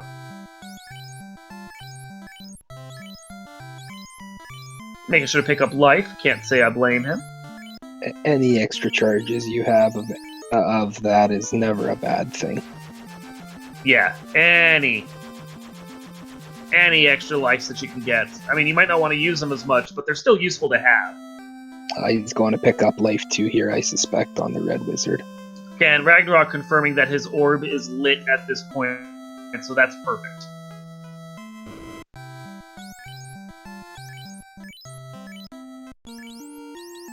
Unfortunately for SuperPleb, he did both Sky and Sea, and didn't finish them out to kill either of the fiends. So he's going to have to go back through all of the dungeons to light his orbs. Yeah, this is the first of the crystals he's going to get at this point. It is useful for him in a certain regard because, I mean, he's going to be able to full clear each of them just straight shot. But it does mean that I don't think he's been to ice either, so he still has a lot of things that he has to do to get caught up at this point. He is, I would estimate, at least 2 bad Topher wipes behind him. Yeah, we're looking like 2 chaos wipes at this point, pretty much, if not a little more even. Question of whether or not Life 2 was Night learnable. Unfortunately, no. It shows up in the level 4 slots, and Knight can only learn some of the slots from level 1 to level 4. Yeah, Knight can learn slots 1 and 3 of levels 1 and 3, and everything at level 2.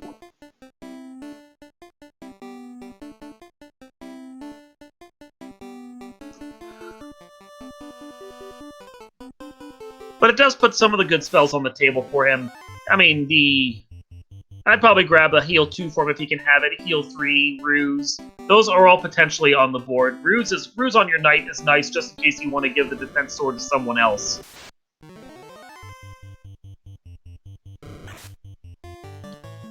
Obviously not as imperative with the fact that we have found that defense sword, but no, never a bad thing, just in case.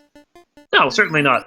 It's thinking big brain and just making sure you've got what you want for any particular encounter you may get into. Like, yeah, that's one of those things where the more that you can keep alive sometimes, depending upon how bad things are hitting, the better off you. Yeah, like if you needed to throw that defense on, say, the red or the white to make sure that they can stay alive because someone's pretty slap, Kraken gets really, really slap happy after the first time. So being able to double up your defenses just as quick.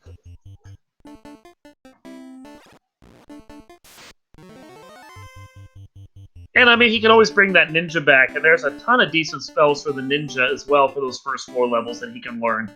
The unfortunate thing is you'd have to grind some levels on it, but if the Topher turns out to be particularly bad, that ninja might actually become... Yeah, I was just going to say, it would be fantastic for levels, except I think he's still sitting at level 6 and doesn't start accruing charges until 15. Oh yeah, no, that ninja has nothing right now. But we did see plenty of good grinds. You just go over to Earth Cave with that black shirt Hydra. and just do a fighter ninja grind for a little bit, and you can get him into the levels pretty quick. Yeah, that Hydra with the black shirt would be super fast. Very, very jetty little thing. And then eventually just kill off the knight even and just let the ninja do it all on his own. It'd be fine. Oh, for sure.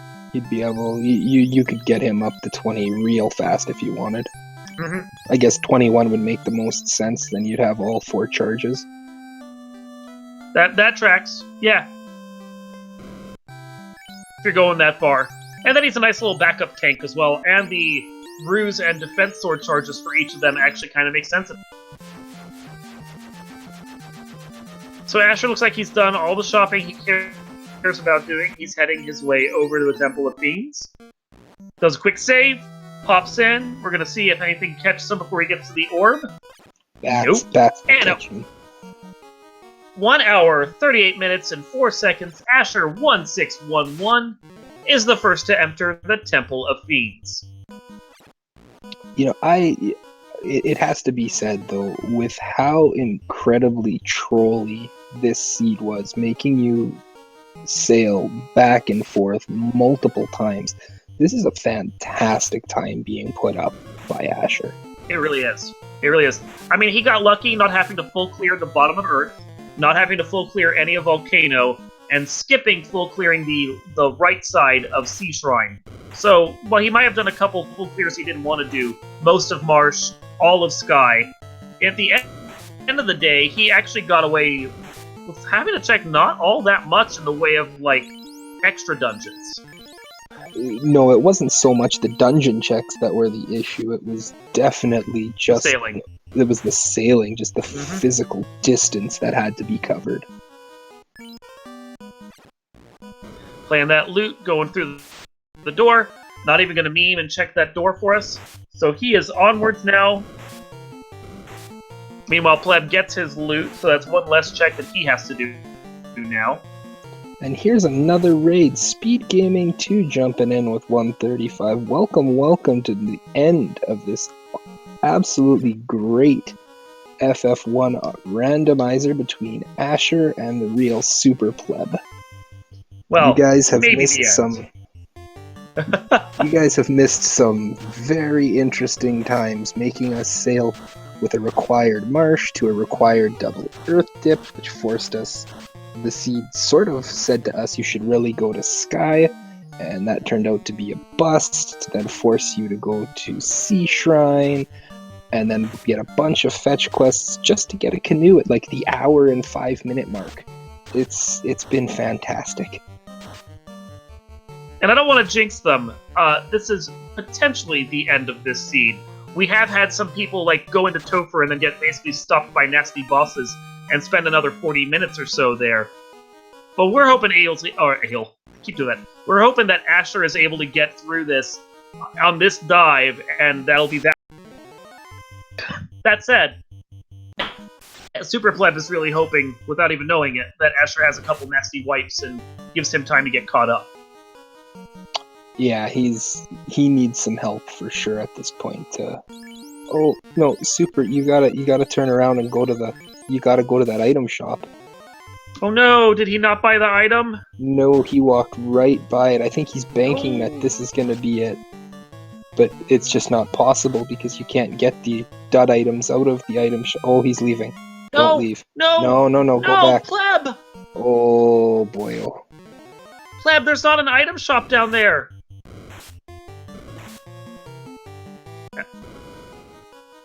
Well, now he's going to hope for a lot of bad things in Dover for Asher to have a hope to come back.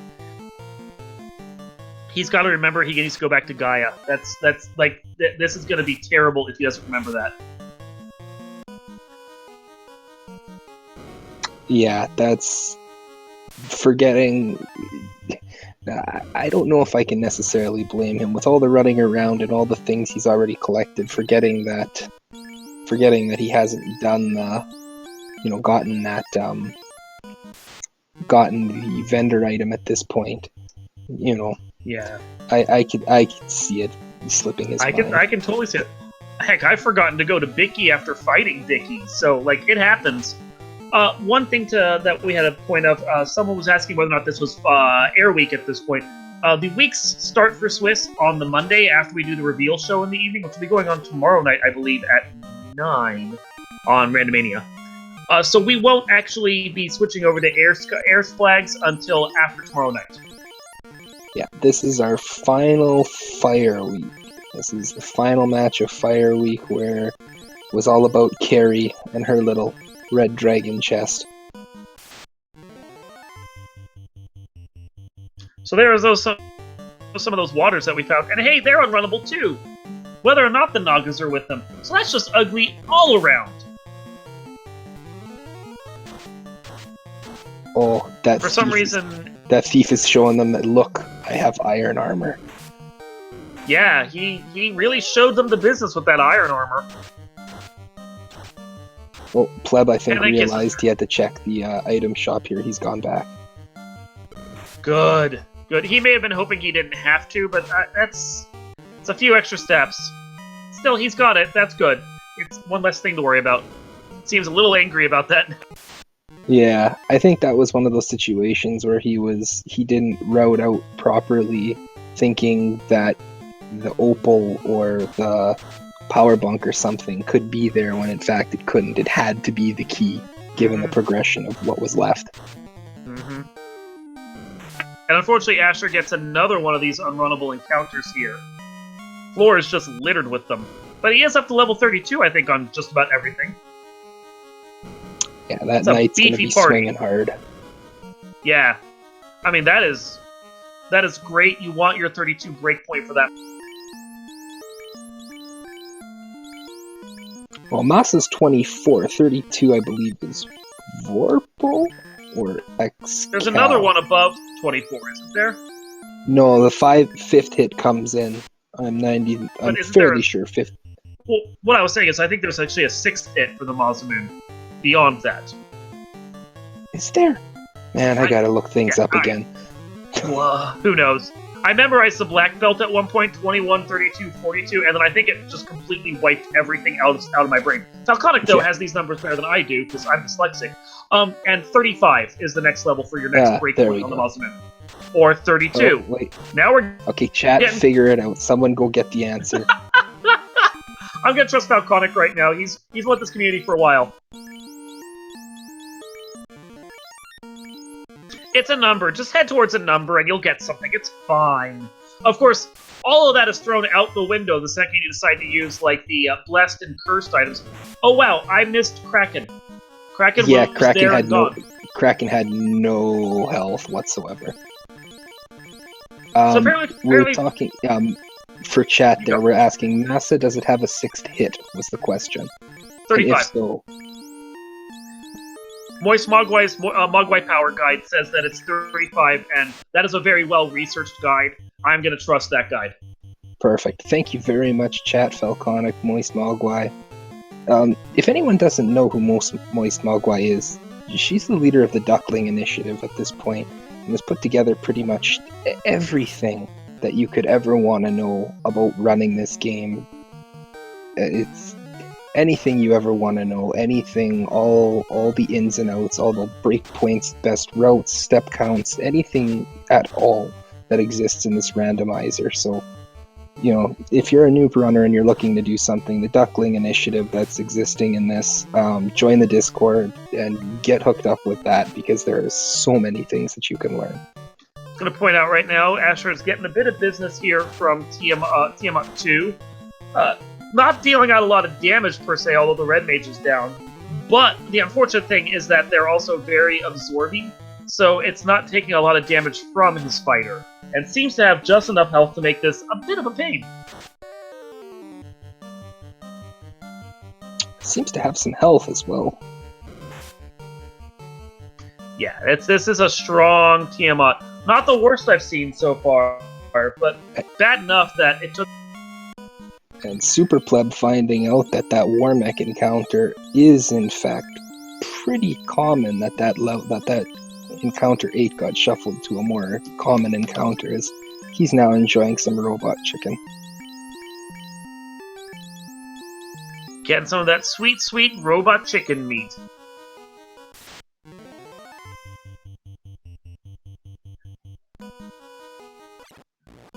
So here we are now, up onto the final floor of Chaos. Asher feels behind, doesn't even meme with a very short victory lap right there. Throwing the White Mage up front, because White Mage is no longer that useful, with the Life 2 charges no longer being useful at this fight. Last fight, can't use Life in battle, no need to worry about that White Mage. Ninja takes top slot, and now we're going to see what happens. Black Shirt, a Ruse, a Power Bonk, and I think that was a fast cast. Yeah, fast. So we're getting charged up. Black Shirt comes out for 39 damage. Chaos swings back for 247 against the Red Mage of all people. Don't want to see that. Another Black Shirt. Another Power Bonk. Temper and I think another Ruse. Yep, that White Mage is going to be hard to hit now. I'm surprised given that you saw how quickly... Ooh, well, Nuclear Chaos. Well, that's not good, because there's no cure 4, and Nuke doesn't care about your Ruse charges. No, it 5 also hits, doesn't care about the that's ribbon. kind of okay. Yeah, Nuke doesn't care about anything. Nuke is Nuke. So getting an Invis cast out, gonna put the Power Bonk up. Lit 2 comes out, gonna chip away, but with the Nuke out there, you don't want any damage at all. You want to just see Chaos swing and miss. Gonna do another cure, gonna do another swing. 7 hits for 9, 895. That's much better. That's getting us much closer to being able to finish this fight out. Gonna continue healing, gonna continue the swinging. Chaos is gonna continue swinging and not hitting on that White Mage. 374 for the fighter.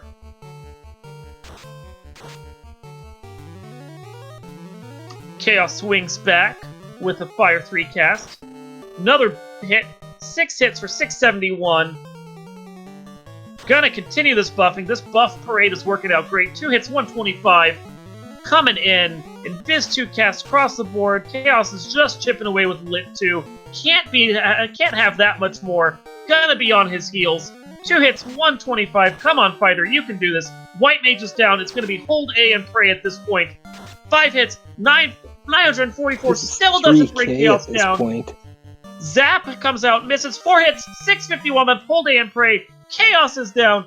Asher finishes with an official SRL time of 1 hour, 49 minutes, 27 seconds.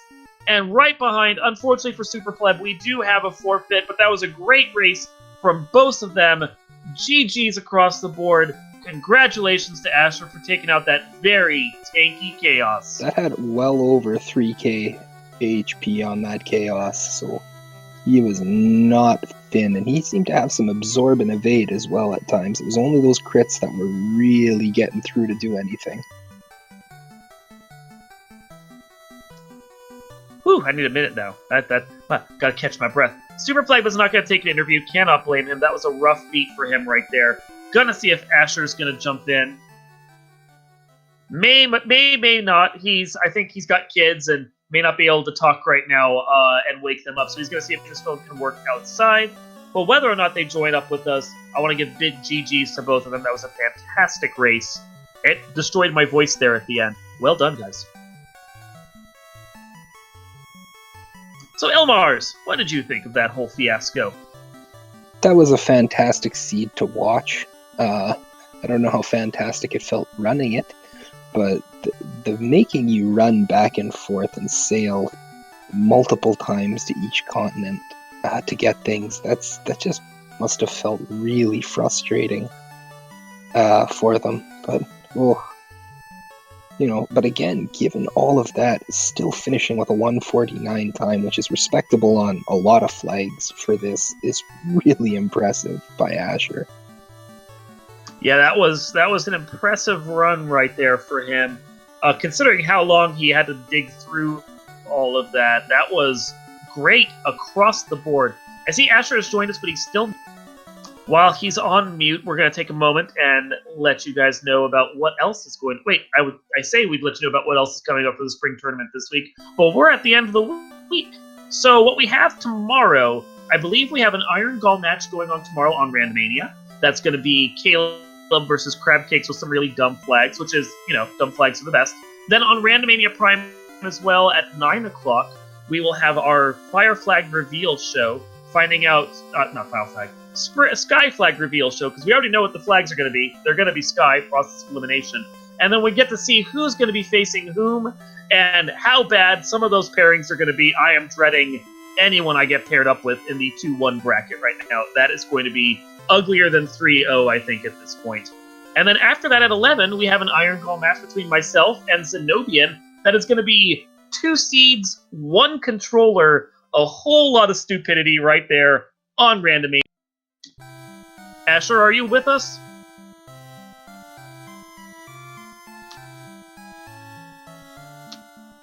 Yes, no, maybe so. Clicking his mute on and off. Don't know if he's managed to get one.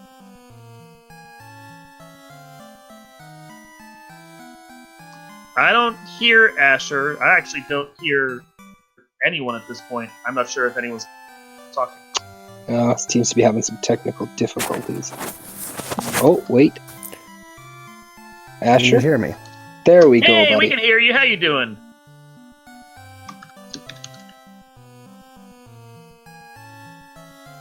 GG's to you, sir. Well, I mean, when you look through that seed, you guys were forced to bounce around quite a bit. What did you think of that? Oof, and he dropped. We'll take another minute. Let's see if he can join back in. I want to make sure he gets a chance to get an interview in before we drop out of here. We got 3 minutes or so before we release this channel. Whew. I mean, like we said though, that was a very trekky seed, phenomenal. Making you run left, right, up, down, just constantly retrace your steps.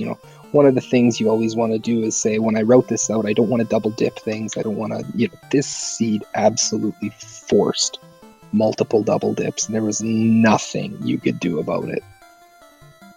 And unfortunately, Asher is not able to get his phone to work for the Discord right now. So we're just going to extend some big GGs to him and say that was phenomenal all around. And then, I think that was just a great time. And thank you to both of our runners for that phenomenal show. That was an ugly seed. Yeah, I'm pretty sure his comments would have been something to the effect of, "Thought rolling this. I hated going back to multiple places. I'm glad I got it done. Yay." Well, we might get a quick moment from him. I think he's trying to bounce in. Hey, Asher, are you there? Yeah, I'm trying to be here. How are y'all doing tonight? Well, we can hear you. That's good. Excellent. It's a pretty bad Verizon commercial earlier, I guess. Can you hear me now? So let's quickly go with you on this. What are your thoughts on that trash fire of Siege? I thought it was a lot of fun. When I was thinking about the routing for these kind of flags, this is the exact kind of goofy thing I had in mind. The world's loneliest oxtail in Earth, and then fortunately a pretty findable crown and Sea Shrine. It was just really one of those, it's Fire Week, but not really. I liked it. Yeah, the seed pretty much forced you to double dip everywhere that you could, no matter what you were doing, and I know that's something runners absolutely hate doing. Yeah, well, I'll say that although I just recently joined the Sky crowd, it was more like scam. Although the levels did really help.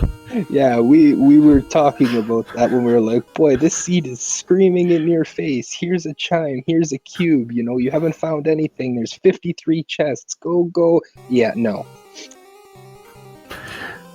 Yeah, I think the only valuable thing that was in there were the encounters, which were good. I was very glad that I cashed out my levels in the Mirage Tower before hitting that unrunnable water Naga fight, which is a mistake I made last week. So, fortunately, I was able to hold on to those levels and push through, even if I had to triple dip Sky. So tell me about your thought process there with leaving before fighting Tiamat. You had Brack at level 1. Was it just that you didn't think you could take the encounters leading up, or...? Yeah, when I saw my Fade charges were super low, I didn't think I had the oomph to get through, which might have been true since I ran into Warmac twice. So yeah, it was more of a... Yeah, it was more of a risk mitigation thing. Go mode Sky is one of the fastest dungeons anyway. So with nothing showing up in Sky, I figured, oh boy, this is either a complete dumpster fire. I was really worried SuperPleb would end up going to Marsh because that's a play that he really likes to make. And there was the legendary Marsh immune, which almost made me wonder if Leggy Starscream rolled this seed. But no, it was just one of those, I'm going to take my levels and let it make the rest of the run go faster, which is good because there are some pretty nasty scripts in Earth and some very punchy ghosts in Sea Shrine. Sea Shrine was... Not to mention a lot of unrunnables in Sea Shrine and that too, which your levels definitely helped up a lot with being able to withstand a lot of that. Yeah, that's one of the things where it doesn't always feel great to go into the Temple of Fiends at like level 31, but when you're having to drag your butt through the whole entire game like this, I'll just take, hey, I found the crown, I found the Oxiel, I don't have to open up anything else. I did probably do a few more greed checks than I should have looking for another ribbon, but I'm pretty comfortable on one ribbon, especially with Mazimune and fast access. You would have had to have gone to Mermaids and Cardia Forest to find the other two. Ah, that's good to know. After everything's said and done, it probably wouldn't have been as bad, quote unquote, if Wall had been a little earlier, but it really didn't seem to affect you because the instant death spells just weren't coming up from... Yeah, I got lucky this time around in terms of I didn't see Zap until I had already moved my ribbon over, or it didn't hit me, I guess. Yeah, there was some spice with the Fiends, but I feel like I got it pretty tame. It was just more of the Temple of Fiends resource management puzzle. How am I going to get through with all these unrunnables popping up, especially on the seafloor? Well, we are up over midnight, and I know some of us have work tomorrow, so let's look at releasing this channel back to speed gaming at this point. Any final thoughts from... Well, I guess I'll start. Thank you, Speed Gaming, for hosting, and thank everyone for showing up and for being up so late. It's been another fantastic spring tournament week. It's kind of been weird being the last race 2 weeks in a row, but that's where my scheduling's been recently, so I want to thank everybody who's been crewing this week. There's been a lot of volunteer work and a lot of people working hard behind the scenes at Speed Gaming, at other partner networks to bring entertainment to you, so hopefully you were entertained. If there's an Oxiel in that chest in Earth Cave, you better be entertained. Absolutely. Ilmars, anything else from you, good sir? At this point, just again reiterating thank you to Speed Gaming. Check out Speed Gaming and all of their networks, sister network Randomania, RPG Limit Break, where the rest of the spring tournament is being hosted across the channels. Check out our Discord for Final Fantasy Randomizer. Make sure you follow our runners, both Asher and TheRealSuperPleb. Follow my co-host here, the wonderful Dark Moon. Outside of that, I hope you all had one heck of a good time watching this, because I know I had a heck of a good time commentating. It was fun through and through. It might have been a gross seed, but it was fun to watch. And I will reiterate, make sure you guys follow our runners. It has been fantastic. Make sure to throw Speed Gaming a follow, all of their channels. Not just Speed Gaming 3 where we're at right now, but all of them across the board. They've got great programming throughout the year. And I think with that, we're going to let this go. Thanks to everyone for this final match of the Fire Tournament. Thanks to everyone for the final match to this Fire Week here on Spring Tournament. I want to thank everyone for watching. It's been a fantastic match of the Final Fantasy Spring Tournament 2020. Final Fantasy Randomizer Spring Tournament 2020. I don't know why I keep forgetting. This has not been a day for me for talking, I gotta say. But with that, it has been fantastic, and I want to say good evening to all of you, and we will see you next time. Good night, everybody.